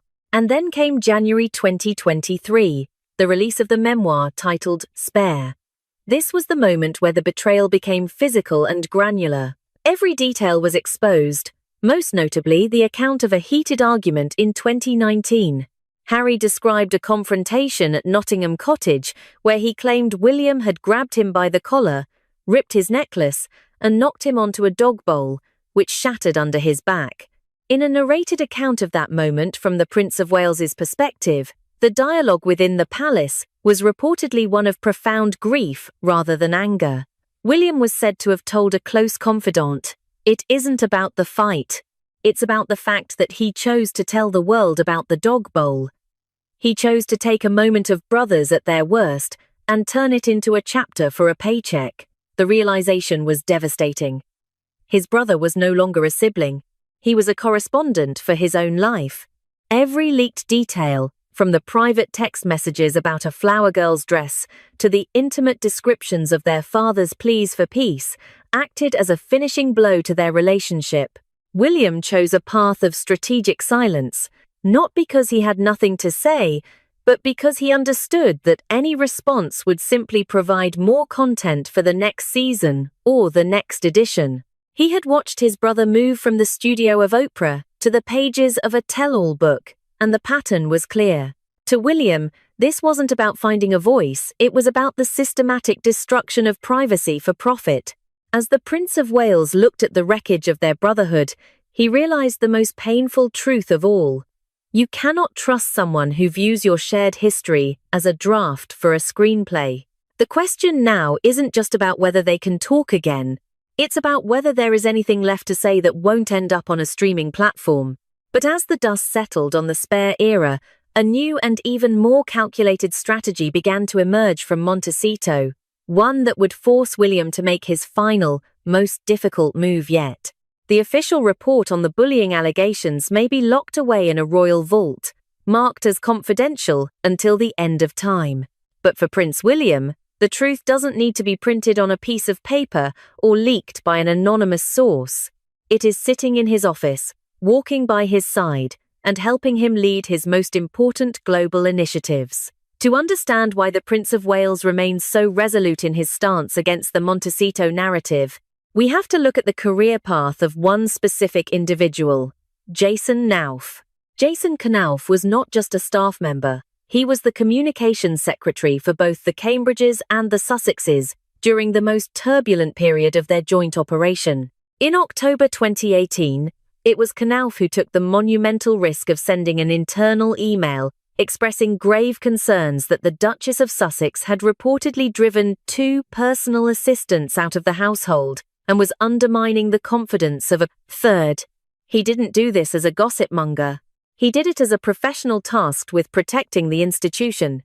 What happened next is the ultimate evidence of where William's loyalties and beliefs lie. In most corporate or royal scenarios, a whistleblower who causes such a massive international scandal might be moved to a quiet corner or phased out to avoid further drama. But Prince William did the exact opposite. He didn't just keep Knauf on the payroll, he elevated him. Knauf eventually became the chief executive officer of the Royal Foundation and, most significantly, the founding CEO of the Earthshot Prize Williams multi-million-dollar, decades-long legacy project. This promotion was not a coincidence. It was a loud, clear, and uncompromising statement of support. By placing Jason Knauf at the helm of his most cherished work, William was effectively telling the world and his brother that he believed every single word of the 2018 report. He was rewarding the man who had the courage to speak up when others were reportedly terrified of the Duchess's temper. The presence of Knauf at high-profile events, often seen just steps behind the future king, is a psychological masterstroke.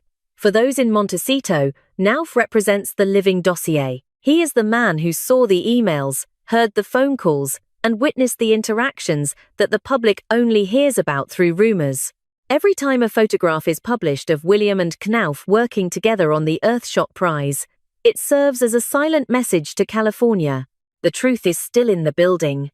Insiders suggest that during the height of the media war following the Oprah interview, William was urged by some advisors to distance himself from Knauf to appear more neutral. The prince's reported response was a testament to his icy resolve. He is said to have told his team, "Jason is a man of integrity who protected my staff when no one else would. He is staying exactly where he is." This loyalty proves that William doesn't need to wait for the official palace investigation to be unsealed. He possesses the primary witness and the primary evidence within his inner circle. For the heir to the throne, the bullying allegations weren't a smear campaign, they were a documented reality that he witnessed through the eyes of his most trusted aide. The message is clear. While one side of the family uses documentaries and memoirs to tell their truth, the other side is simply living the truth through their choices of who they keep close. As long as Jason Knauf remains a key figure in William's world, the door to a Sussex return remains not just closed, but bolted from the inside. But as we move forward, a new question arises. What happens when the living dossier finally decides that silence is no longer enough? The tension is building, and the stakes have never been higher for the future of the crown. The afternoon sun of July 2026 casts 2 very different shadows across the royal estates, illustrating a family divide that has moved far beyond simple disagreement. While the king was reportedly preparing for a quiet tea at Highgrove, hoping for a glimpse of his youngest grandchildren, his heir was miles away at Windsor, focused on a polo match. This wasn't a scheduling conflict. It was a calculated statement. While the aging king chooses to open the door, the future king has chosen to turn his back, signaling that in his world, the trust is not just broken, it is dead and buried. This contrast in approach has reached a boiling point. King Charles III, now navigating the complexities of his reign alongside personal health reflections, has reportedly felt the heavy pull of family ties. He is a grandfather who doesn't want to be a stranger to Archie and Lilibet. According to those close to the Highgrove staff, the king had expressed a genuine desire for a peaceful afternoon, away from the cameras and the legal filings. He reportedly told a senior aide, "I cannot spend my remaining years at war with my own blood. I want to see the children, regardless of the noise outside." But for Prince William, the noise outside is exactly the problem. He sees his father's kindness not as a path to peace, but as a security breach. The Prince of Wales has watched a pattern emerge over the last several years, specifically noting the events of the summer of 2025. Back then, a series of private details regarding the king's health and internal family discussions were leaked with surgical precision to journalists like Charlotte Griffiths. To William, these weren't accidental slips. They were the Montecito machine mining for fresh content. The Prince of Wales has reportedly developed a zero-tolerance policy for what he calls the content hunt. Insiders suggest that William's refusal to attend the Highgrove tea was a direct message to both his father and his brother.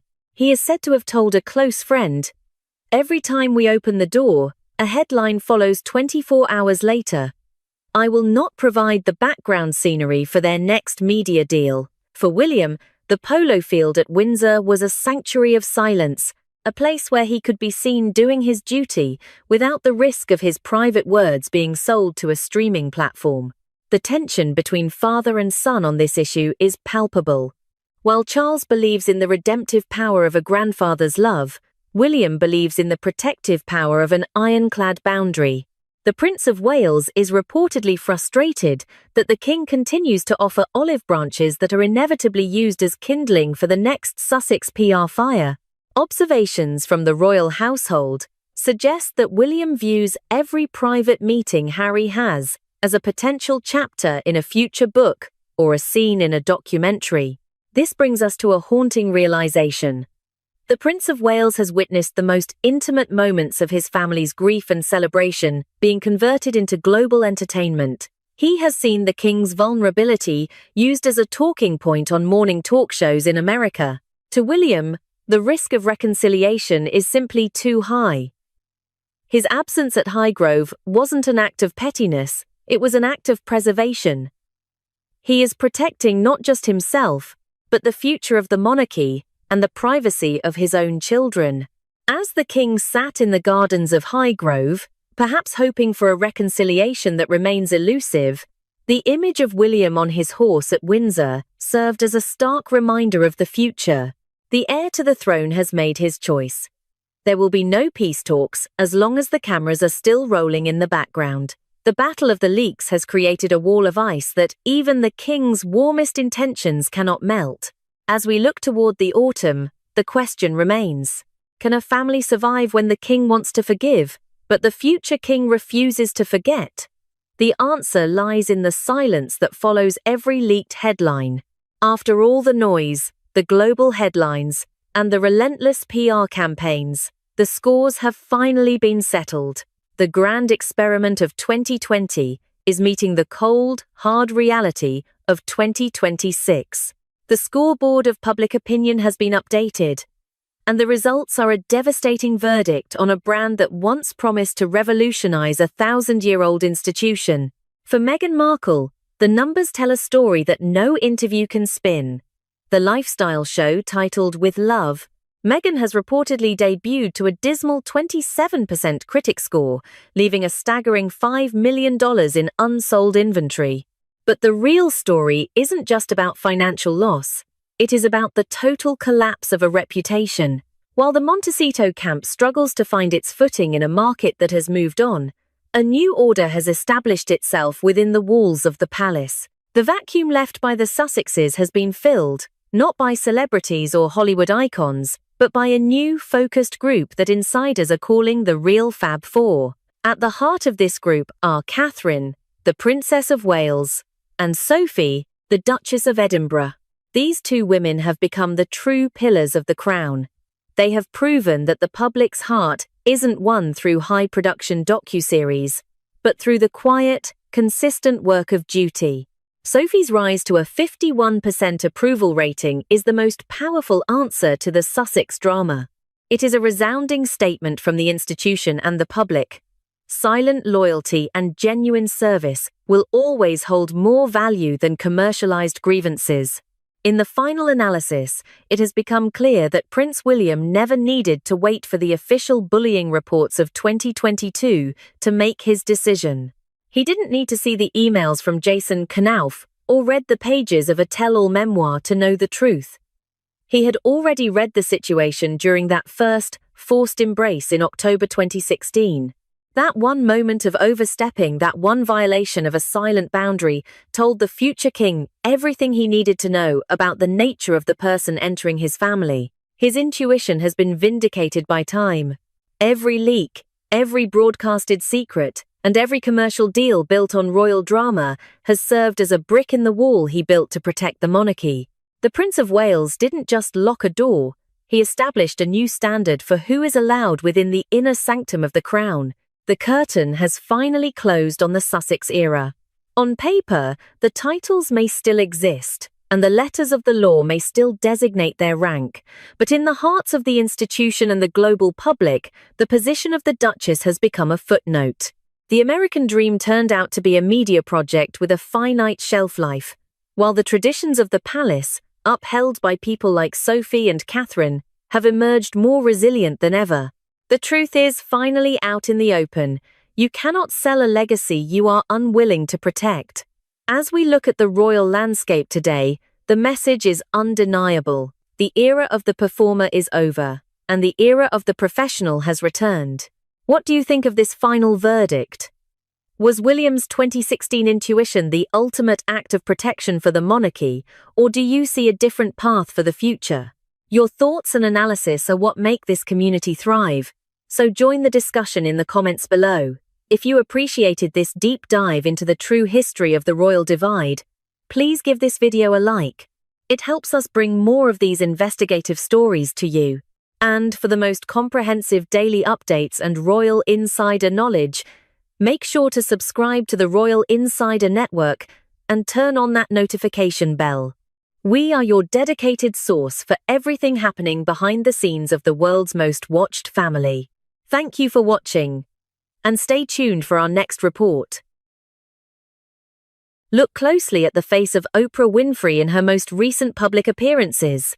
Whenever the topic of that infamous evening in March 2021 arises, the confidence of a billionaire media mogul vanishes, replaced by a flickering shadow of regret.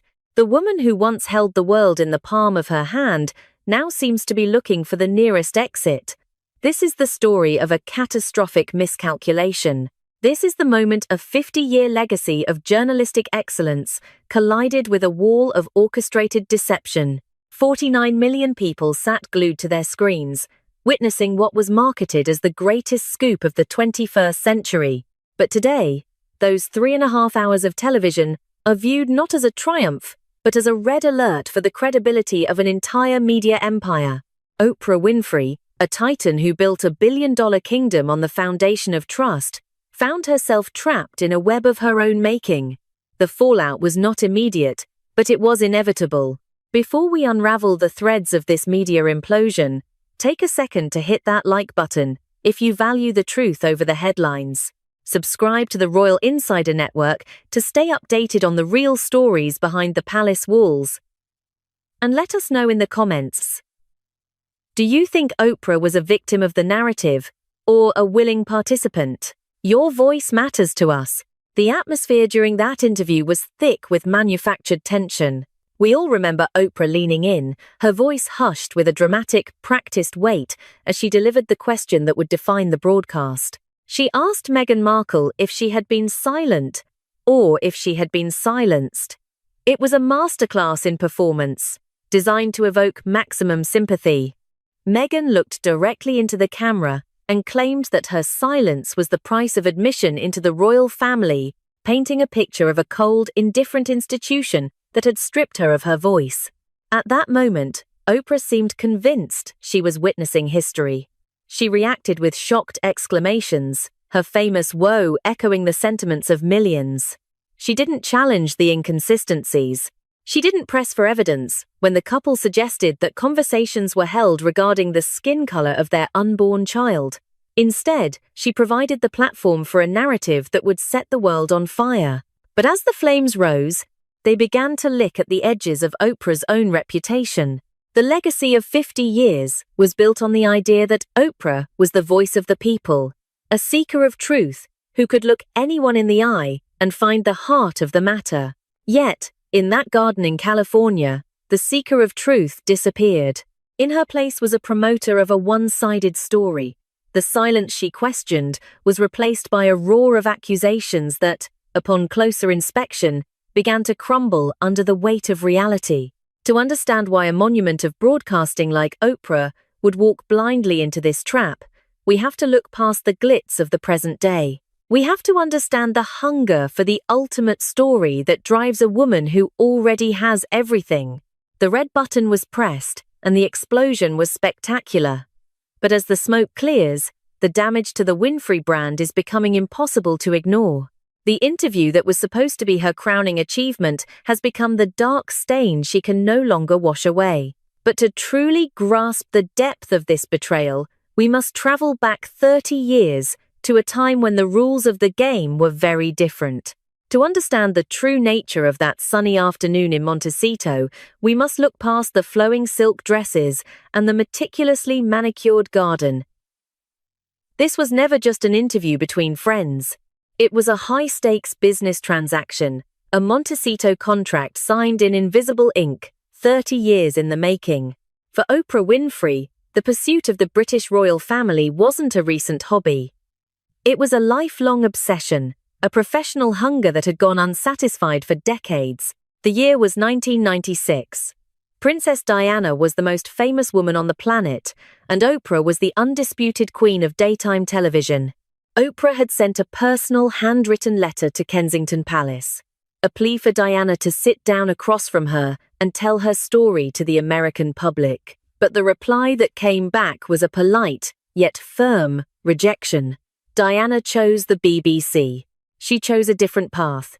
For Oprah, that no wasn't just a missed opportunity, it was a dent in her armor. She had conquered Hollywood, she had conquered the publishing world, but the ultimate prize, the British crown, remained out of her reach. In the years that followed, the hunt continued. Oprah courted Sarah Ferguson, the Duchess of York, eventually securing a sit-down that provided a glimpse into the palace walls, but it lacked the weight of the direct line of succession.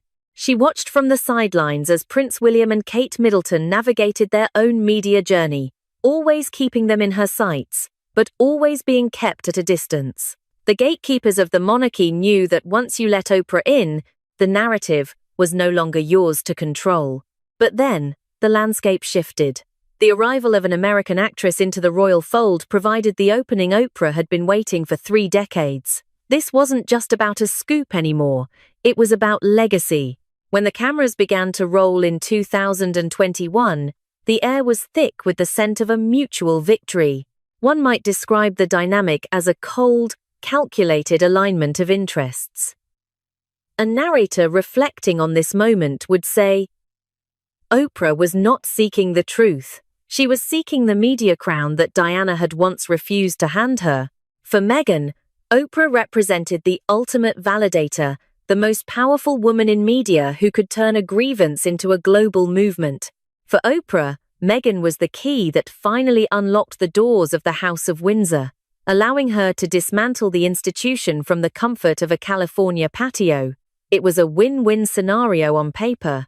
Oprah provided the stage, the lighting, and the sympathetic nods, while Meghan provided the bombshells that would guarantee record-breaking ratings. The friendship was the perfect camouflage. By framing the interview as a conversation between two neighbors, they bypassed the traditional scrutiny of hard-hitting journalism. There were no difficult follow-up questions about timelines or evidence. There was only the truth as defined by the person speaking it. This was the moment Oprah transitioned from a journalist to a co-producer of a narrative. She wasn't there to challenge, she was there to facilitate an execution of public perception.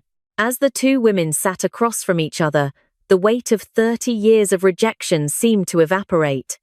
Oprah finally had her royal, and Meghan finally had her megaphone. The contract was being fulfilled in real time. Every shocking claim met with a gasp of disbelief that encouraged more.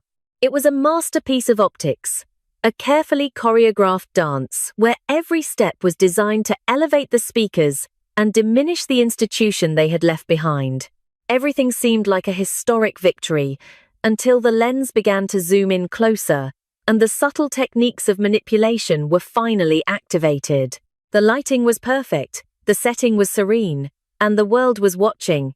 It was the moment that would launch 1,000 headlines and shatter the reputation of a centuries-old institution.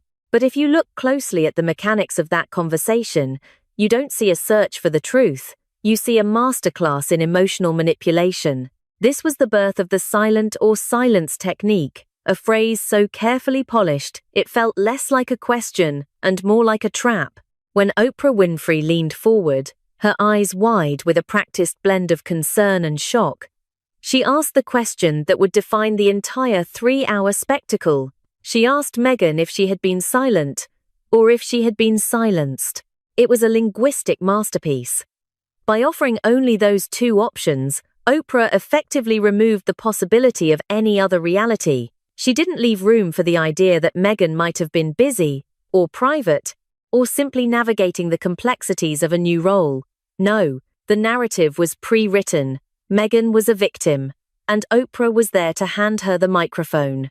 A real journalist, one seeking to inform the public with facts and evidence, would have followed that bombshell with a simple request. A true inquisitor would have said, "Who exactly forbade you from speaking? Give us a name. When did this happen? And what was the specific instruction?" But those questions were never asked. Instead, Oprah simply clasped her hands, nodded with grave intensity, and allowed the silence to hang in the air, giving Meghan the stage to perform a melodrama.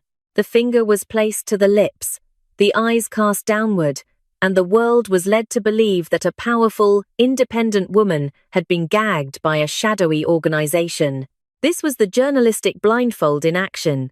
By focusing entirely on emotional resonance rather than factual accuracy, Oprah shielded her subjects from the very scrutiny she built her career on providing. Every time a claim was made that lacked logic or evidence, Oprah responded not with a challenge, but with her famous, guttural "whoa." That single sound served as a seal of approval. It told the audience that what they were hearing was not just an allegation, but an absolute, undeniable truth. Think about the accusations regarding the skin color of an unborn child. In any other professional interview, the journalist would have pressed for the context. Was it a concerned question from a family member, or a malicious statement from an official? Who was in the room? Instead, Oprah leaned into the shock, allowing the most damaging accusation possible to float in the air without a single anchor of detail. She prioritized the headline over the reality, choosing emotional clickbait over journalistic integrity. The strategy was clear. Create a narrative so emotionally charged that anyone who dared to question the facts would be labeled as heartless. Oprah wasn't just interviewing Meghan, she was co-authoring a manifesto of grievance. The camera angles, the long pauses for dramatic effect, and the total absence of critical follow-up questions transformed a potential news event into a staged theatrical production. It was a betrayal of the viewer's trust, a moment where the most famous interviewer in the world decided that the story was more important than the truth. As the interview progressed, the pattern became undeniable. Every time the couple neared a point that required a logical explanation, The conversation was steered back toward their feelings. But this wasn't the first time Oprah had discarded the facts to protect the glow of a celebrity narrative. There is a dangerous pattern here, one that has repeated itself over decades, where the truth is sacrificed at the altar of the ultimate scoop. The Montecito contract was only the beginning of a much larger, more calculated game of media chess. The brilliance of the Winfrey brand has always been its warmth, its perceived empathy, and the feeling that Oprah is everyone's best friend. But behind that billion-dollar smile lies one of the most clinical and efficient survival instincts in the history of global media. There is a recurring pattern, a disappearing act that occurs whenever a protégé or a partner becomes a liability. To Oprah, the rule is simple. When you help the ratings, you are family. When you become the scandal, you are a stranger. Consider the landscape of her empire. For years, figures like Dr. Phil and Dr. Oz were staples of her platform, elevated by her endorsement to heights of unimaginable influence. She didn't just give them a stage, she gave them her blessing. Yet, when their methods were questioned and public sentiment began to sour, the silence from the Winfrey camp was deafening. There were no public defenses, no standing by her friends. Instead, there was a quiet, surgical removal. A narrator reflecting on her strategy would put it bluntly, Oprah's rules are absolute. When you give me ratings, we are soulmates. When the public turns on you, I have never known your name. This pattern of calculated distance grew even darker with the case of the self-proclaimed healer known as John of God. Oprah had traveled to Brazil, showcasing his miracles to millions of viewers, providing him with the ultimate global validation. But when horrific allegations surfaced, and he was eventually convicted of heinous crimes, the episodes were scrubbed, the association was buried, and the media mogul moved on, as if the connection had never existed. The Queen of Empathy has a remarkable ability to forget the people she once championed the moment they threaten her own light. Even more recently, we saw this survival instinct in action during the Maui wildfire tragedy. What began as a philanthropic effort, a joint fund with Dwayne Johnson, quickly turned into a public relations nightmare. When the public criticized the optics of two billionaires asking for donations from a struggling working class, Oprah didn't double down on the mission. Instead, she expressed regret over how it was handled, subtly shifting the narrative to protect her personal brand from the heat of the backlash. It was a classic move from her playbook: pivot, distance, and survive. This brings us back to the garden in California. In 2021, Meghan and Harry were the most valuable assets in the media world. They provided Oprah with her greatest ratings win in a decade. She was seen at their wedding, she was their neighbor, and she was their most vocal defender. But as the years have passed, and the Montecito narrative has been picked apart by fact-checkers and critics alike, the atmosphere has changed. The truth that Oprah once championed with shocked gasps is now being viewed as a series of strategic inconsistencies. The world is beginning to notice that Oprah Winfrey is no longer seen in the same frame as the Duke and Duchess of Sussex. The public displays of soulmate friendship have evaporated. The Queen of Media has sensed a shift in the wind. Just as she did with her television protégés and her controversial guests, she is initiating the escape script. When the spotlight becomes a searchlight, Oprah knows how to step into the shadows. But this time, the stakes are different. This isn't just about a guest on a talk show. This is about a global controversy that has touched the heart of a 1,000-year-old monarchy. As the lies of the Montecito interview continue to be unraveled by the public, the familiar process of distancing has begun. The delete button is being hovered over, and the master of the disappearing act is preparing her final move. But to understand why this escape is more difficult than any before, we have to look at the one thing Oprah cannot scrub from the record: the footage that captured her own participation in the deception. What happens when the person who built the trap gets caught in it herself? The image remains etched in the collective memory. Two individuals sitting in a sun-drenched garden, surrounded by luxury, speaking of their struggles to a sympathetic billionaire. But while that broadcast was breaking viewership records, a very different scene was unfolding thousands of miles away.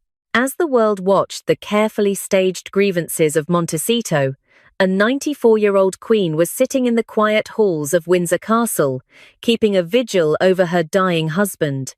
The timing of the interview was perhaps its most devastating moral failure.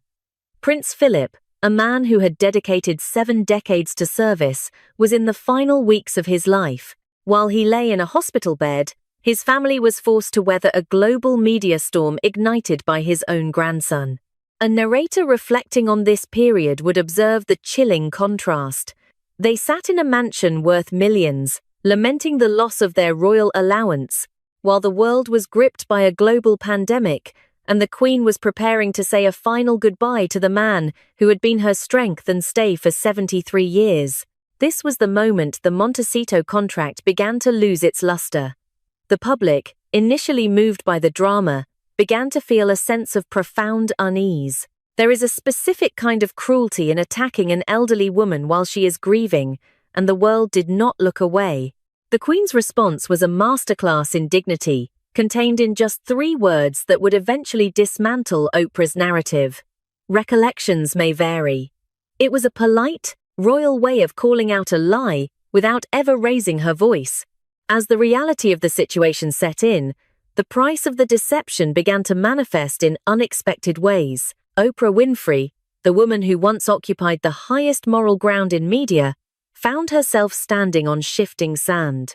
She had lent her formidable credibility to a story that was now being picked apart by the day. The shame wasn't loud. It was a quiet, creeping realization that she had been used as a tool in a family feud, rather than a seeker of historical truth. The fallout extended beyond the palace gates. In the elite circles of Hollywood and Montecito, where discretion is the ultimate currency, the Duke and Duchess of Sussex began to see a cooling of relations. The very celebrities who once clamored to be in their orbit started to keep their distance. Being associated with the betrayal of the Queen was not a good look for brands built on prestige. The invitations to the most exclusive events, the ones Oprah herself usually headlines, began to vanish. Adding to the sense of a collapsing deal is the recent shift in Meghan's own public persona. The woman who spoke of being silenced and trapped has pivoted toward lifestyle branding and cooking segments. To many viewers, the transition feels jarring. If the situation within the royal family was as dire and traumatic as portrayed in that garden, how did it so quickly evolve into a marketing campaign for luxury jams and kitchenware? It makes the tragedy of the 2021 interview look less like a cry for help and more like a launchpad for a corporate empire. Oprah now carries the weight of this legacy. In recent interviews, when the subject of the Sussexes is broached, the exuberance is gone. There is a visible hesitation, a desire to move the conversation along. She knows that the interview, which was supposed to be her crowning achievement, has become a mark of journalistic malpractice. She traded 50 years of trust for 3 hours of sensation, and the world is not letting her forget it. But as the shadows lengthen over this media empire, a new question emerges.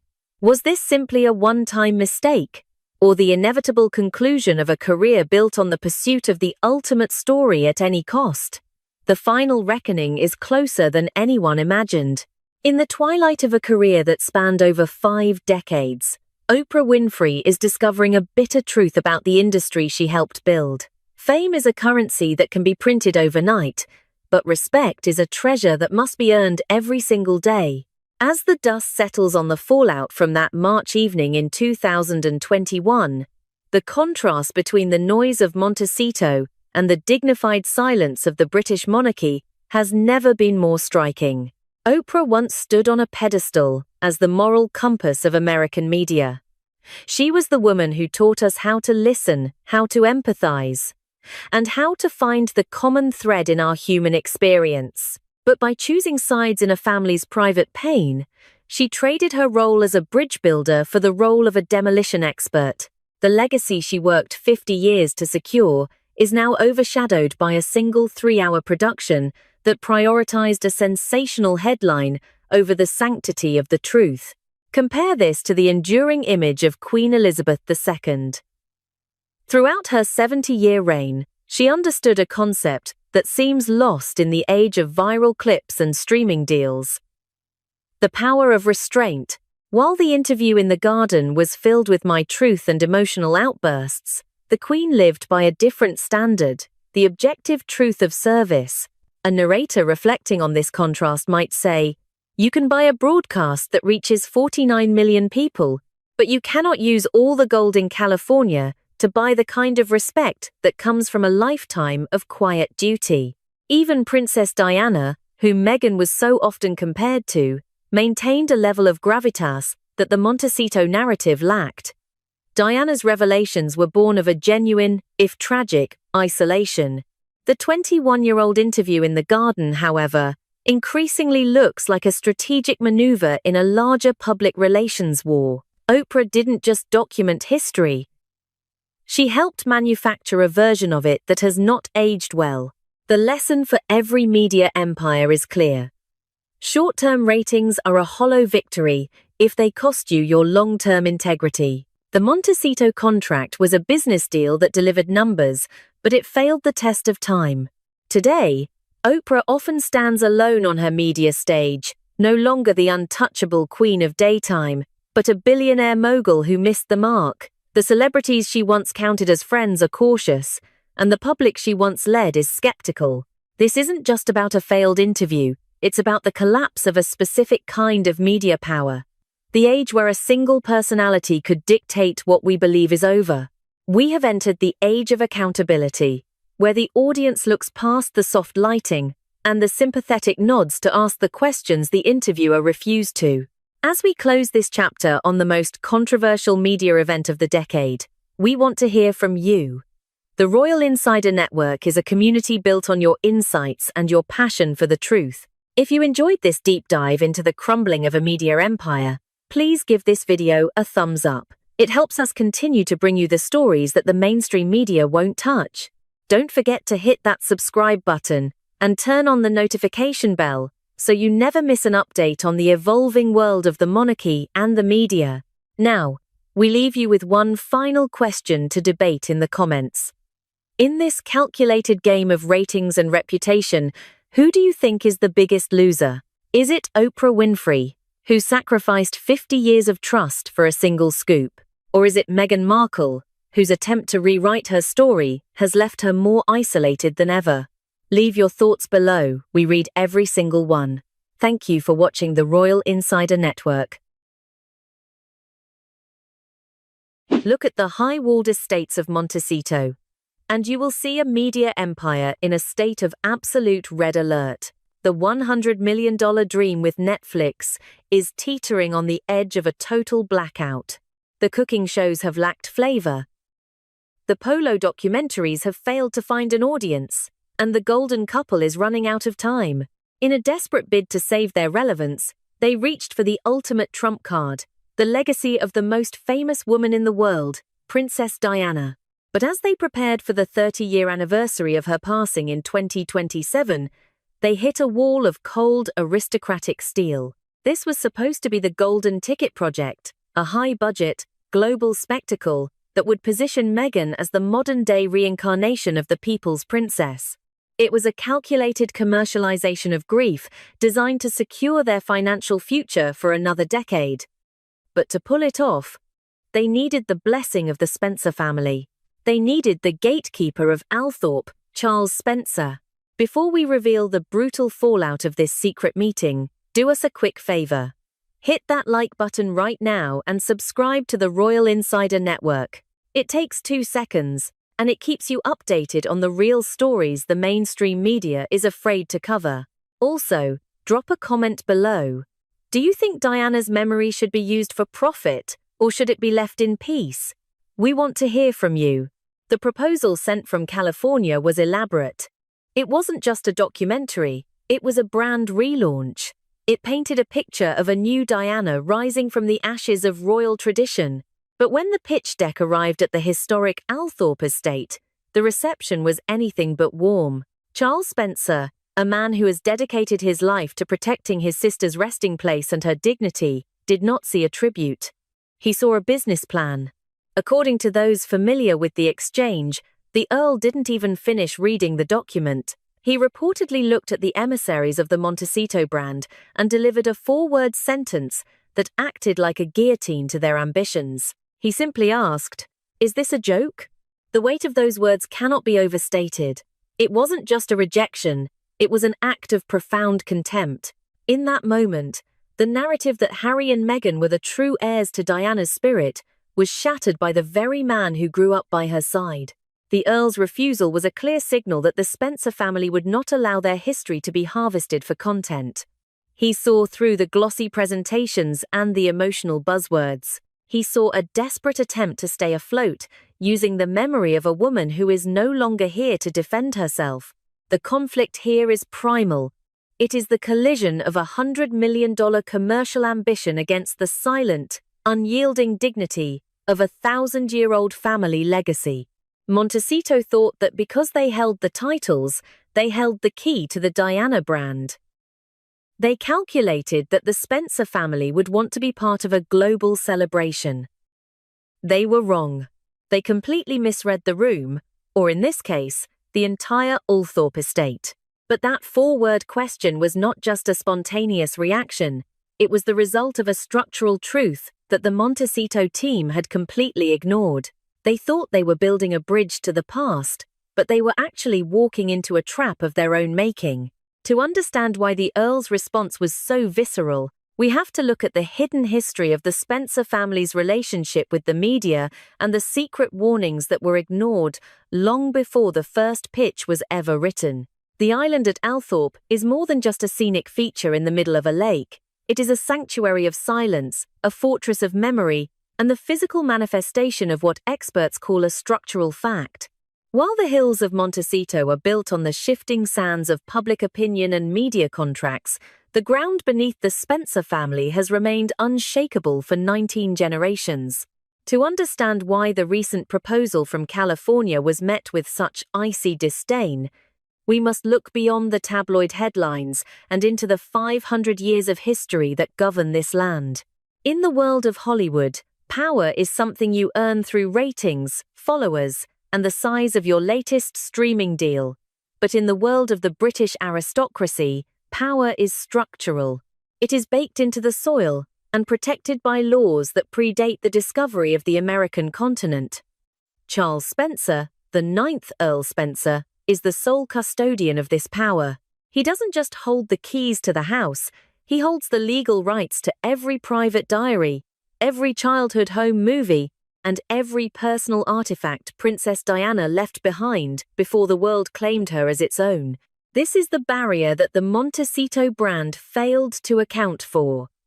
They approached the Earl as if he were a business partner in need of an investment, not realizing that his position is defined by the law of primogeniture, a 500-year-old legal structure that ensures the estate and its history remain intact and under the control of a single head of the family.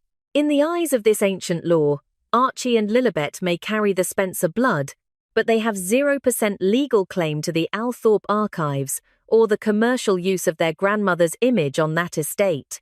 One might imagine the scene inside the Althorp Library as the Earl reviewed the pitch for a 30-year anniversary spectacle. A narrator reflecting on this clash of cultures would observe, "Netflix money can buy airtime, and it can buy celebrities. But 500 years of Spencer family history has no price tag. You cannot negotiate with a legacy that views your $100 million deal as mere pocket change." For the Duke and Duchess of Sussex, this was a catastrophic miscalculation. They believed their global fame granted them a seat at the table where Diana's legacy is managed. They assumed that the Diana brand was a shared asset. But they forgot that at Althorp, Diana is not a brand. She is a sister, a daughter, and a Spencer. The archives held within those walls the letters she wrote as a girl, the unreleased footage of her playing on the lawns are not content. They are family secrets protected by the full weight of British property law. While Montecito relies on a revolving door of publicists and advisors to craft their image, the Earl relies on a tradition that has survived world wars, revolutions, and the fall of empires. This is the structural fact that makes him untouchable by the pressures of Hollywood. He does not need the ratings. He does not need the production fee. And he certainly does not need a modern-day reincarnation of his sister to validate his family's place in history. The rejection was not just about a specific project. It was a reassertion of boundaries. It was a reminder that some things are not for sale, and some gates cannot be opened by a Netflix executive's key. As the sun sets over the island where the Princess of Wales rests, the silence remains absolute. But as we look closer at the failed deal, we discover that the Spencers' refusal was more than a legal move. It was a reaction to a deeper, more personal betrayal that Montecito never saw coming. The bridge they tried to build back to London didn't just collapse. It was intentionally burned from the other side. To the casual observer, it was just a series of fashion choices. A flash of a blue aquamarine ring here, a gold Cartier watch there, or the delicate sparkle of butterfly earrings worn at just the right moment. But to the trained eye, and especially to the family who shared her blood, this was something much more calculated. This was the Diana cosplay, a meticulous effort to mirror the visual identity of the late Princess of Wales. Every tilt of the head, every heavy application of eyeliner, and every choice of wardrobe seemed designed to trigger a specific, subconscious connection in the minds of the public. Meghan Markle wasn't just wearing jewelry, she was wearing a legacy. She was positioning herself as the successor to a tragedy. But while this strategy worked to build a brand in California, it ignited a fire of resentment in the halls of Althorp. To Charles Spencer, these visual echoes were not a tribute, they were a haunting. The conflict reaches its peak when we look at the structural similarities between the two most famous interviews in royal history. In 2021, when Meghan sat across from Oprah Winfrey, the parallels to Diana's 1995 Panorama interview with Martin Bashir were undeniable.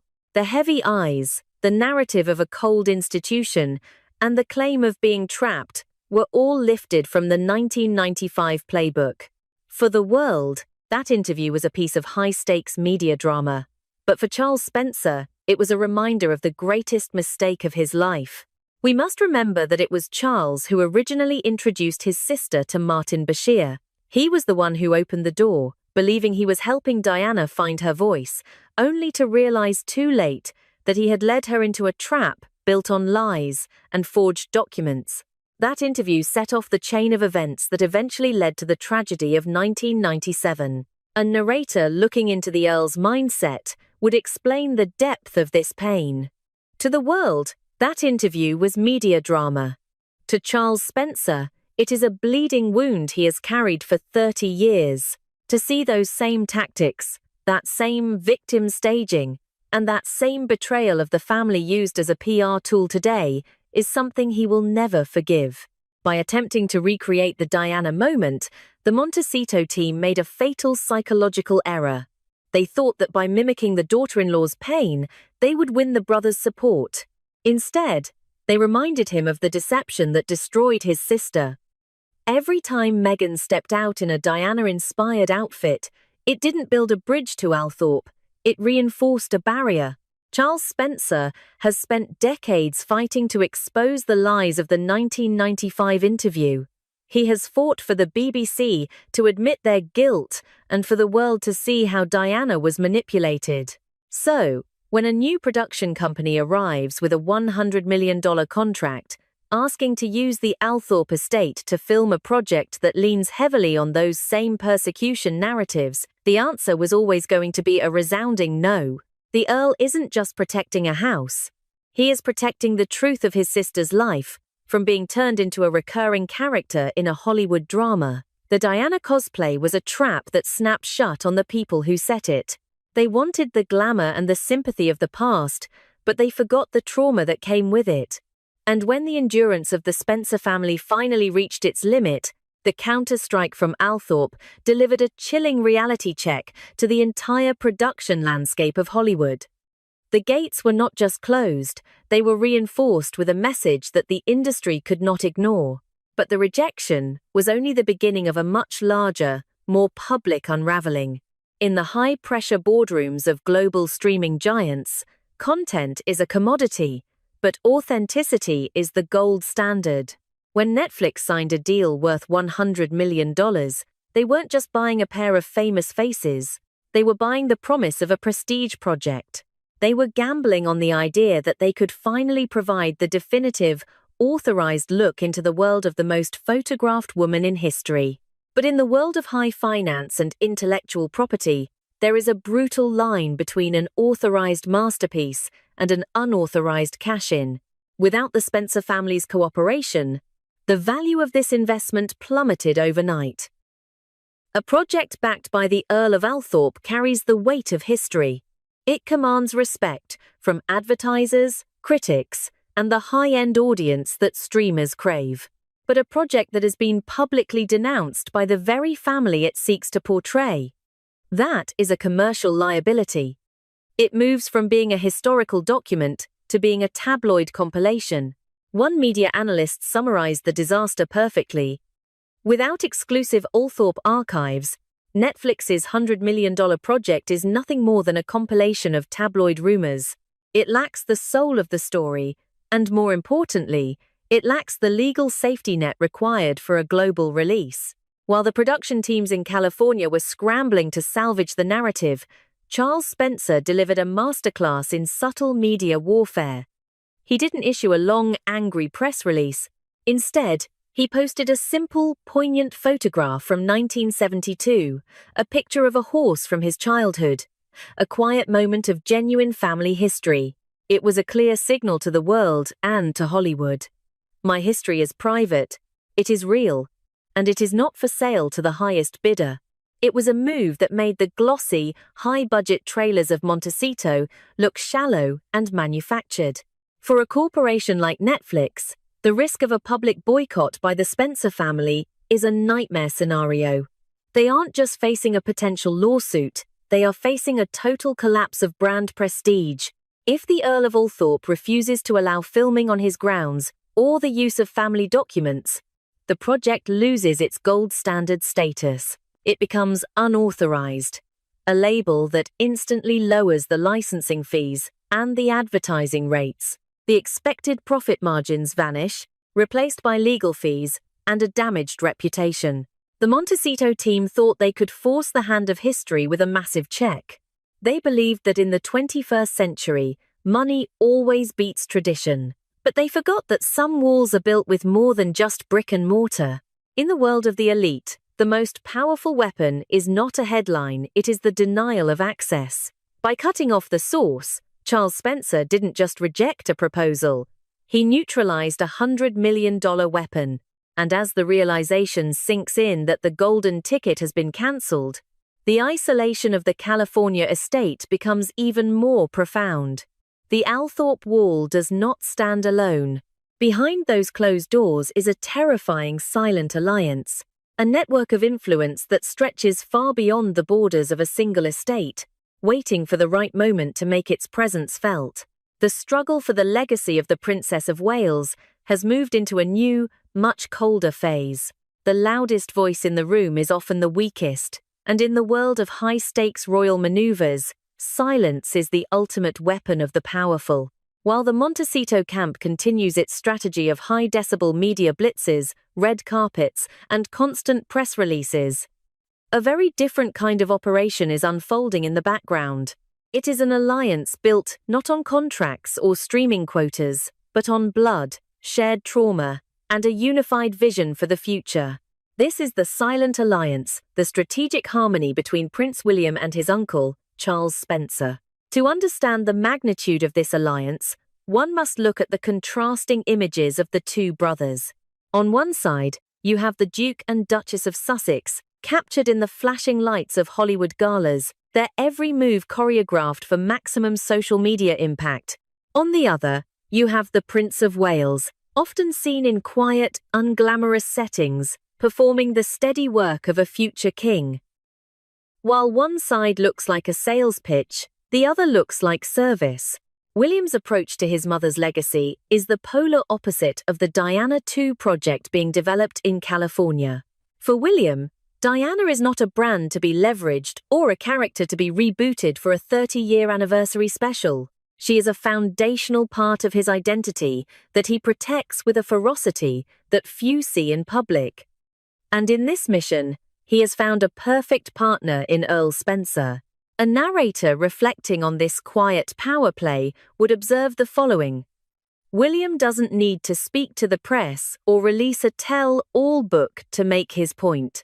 He simply maintains his unwavering bond with his maternal family, the very people who hold the ultimate keys to his mother's history and her final resting place.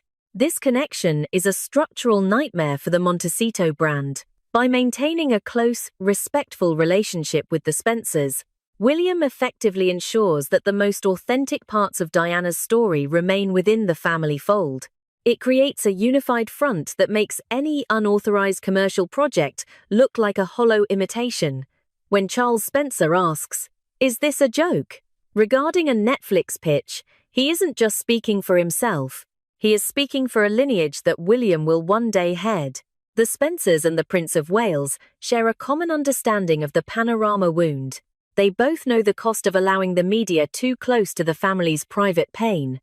While Harry and Meghan seem to believe that more exposure is the path to healing and profit, William and Charles Spencer have arrived at the opposite conclusion. They believe that dignity is found in what you choose not to sell.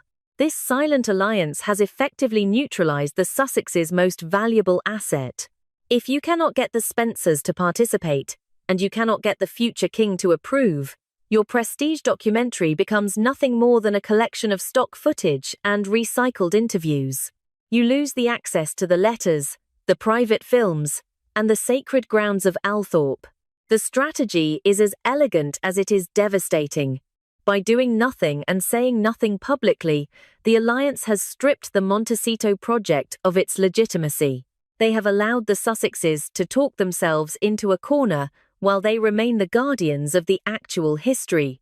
The doors of Althorp have been locked from the inside, and the keys are held by those who value the past more than a production fee. The Diana brand that Hollywood hoped to harvest is, in reality, a family legacy that has just been placed out of reach. And now, as the realization sinks in across the Atlantic, the biggest question of all remains: what will Montecito do now that their final, most powerful card has completely vanished from the deck? As the mist settles over the lake at Althorp, the world is left with a powerful image of silence. In a time where everything is for sale and every private moment is leveraged for a streaming deal, the 9th Earl Spencer has chosen a different path. He can often be seen rowing a small boat out to the island where his sister rests, surrounded by nothing but the sound of the water and the wind in the trees. It is a place of absolute stillness, a stark contrast to the chaotic, billion-dollar noise of the media landscape in California.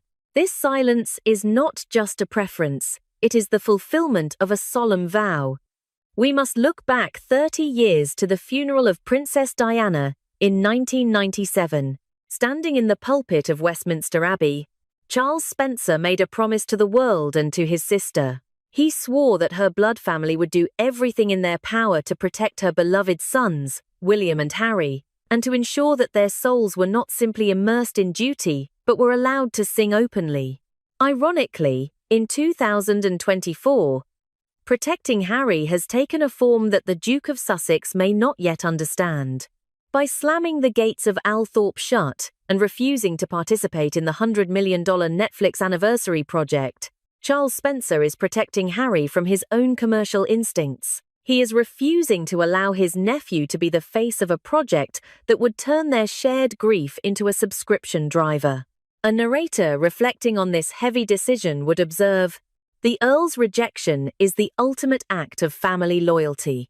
He knows that you can borrow Diana's jewelry, you can mirror her poses, and you can repeat her words, but you cannot use her ghost to pay for a lifestyle in Montecito. To do so would be to destroy the very dignity he promised to protect 30 years ago." The lesson here is profound for any media empire. You can wear the gold Cartier watch that once belonged to the princess. You can display the aquamarine ring for the paparazzi to capture. But these are just objects, borrowed fragments of a life that was much more complex than a fashion statement. True respect is not found in the imitation of a style. It is found in the preservation of a legacy that refuses to be bought. The Spencer family has proven that there is still a currency more valuable than a Hollywood contract: the power of the word no. By refusing to grant access to the archives, the films, and the sacred grounds of Althorp, they have sent a clear message to the industry: the Diana brand does not exist. There is only Diana the woman, the sister, and the mother. And she is not for sale.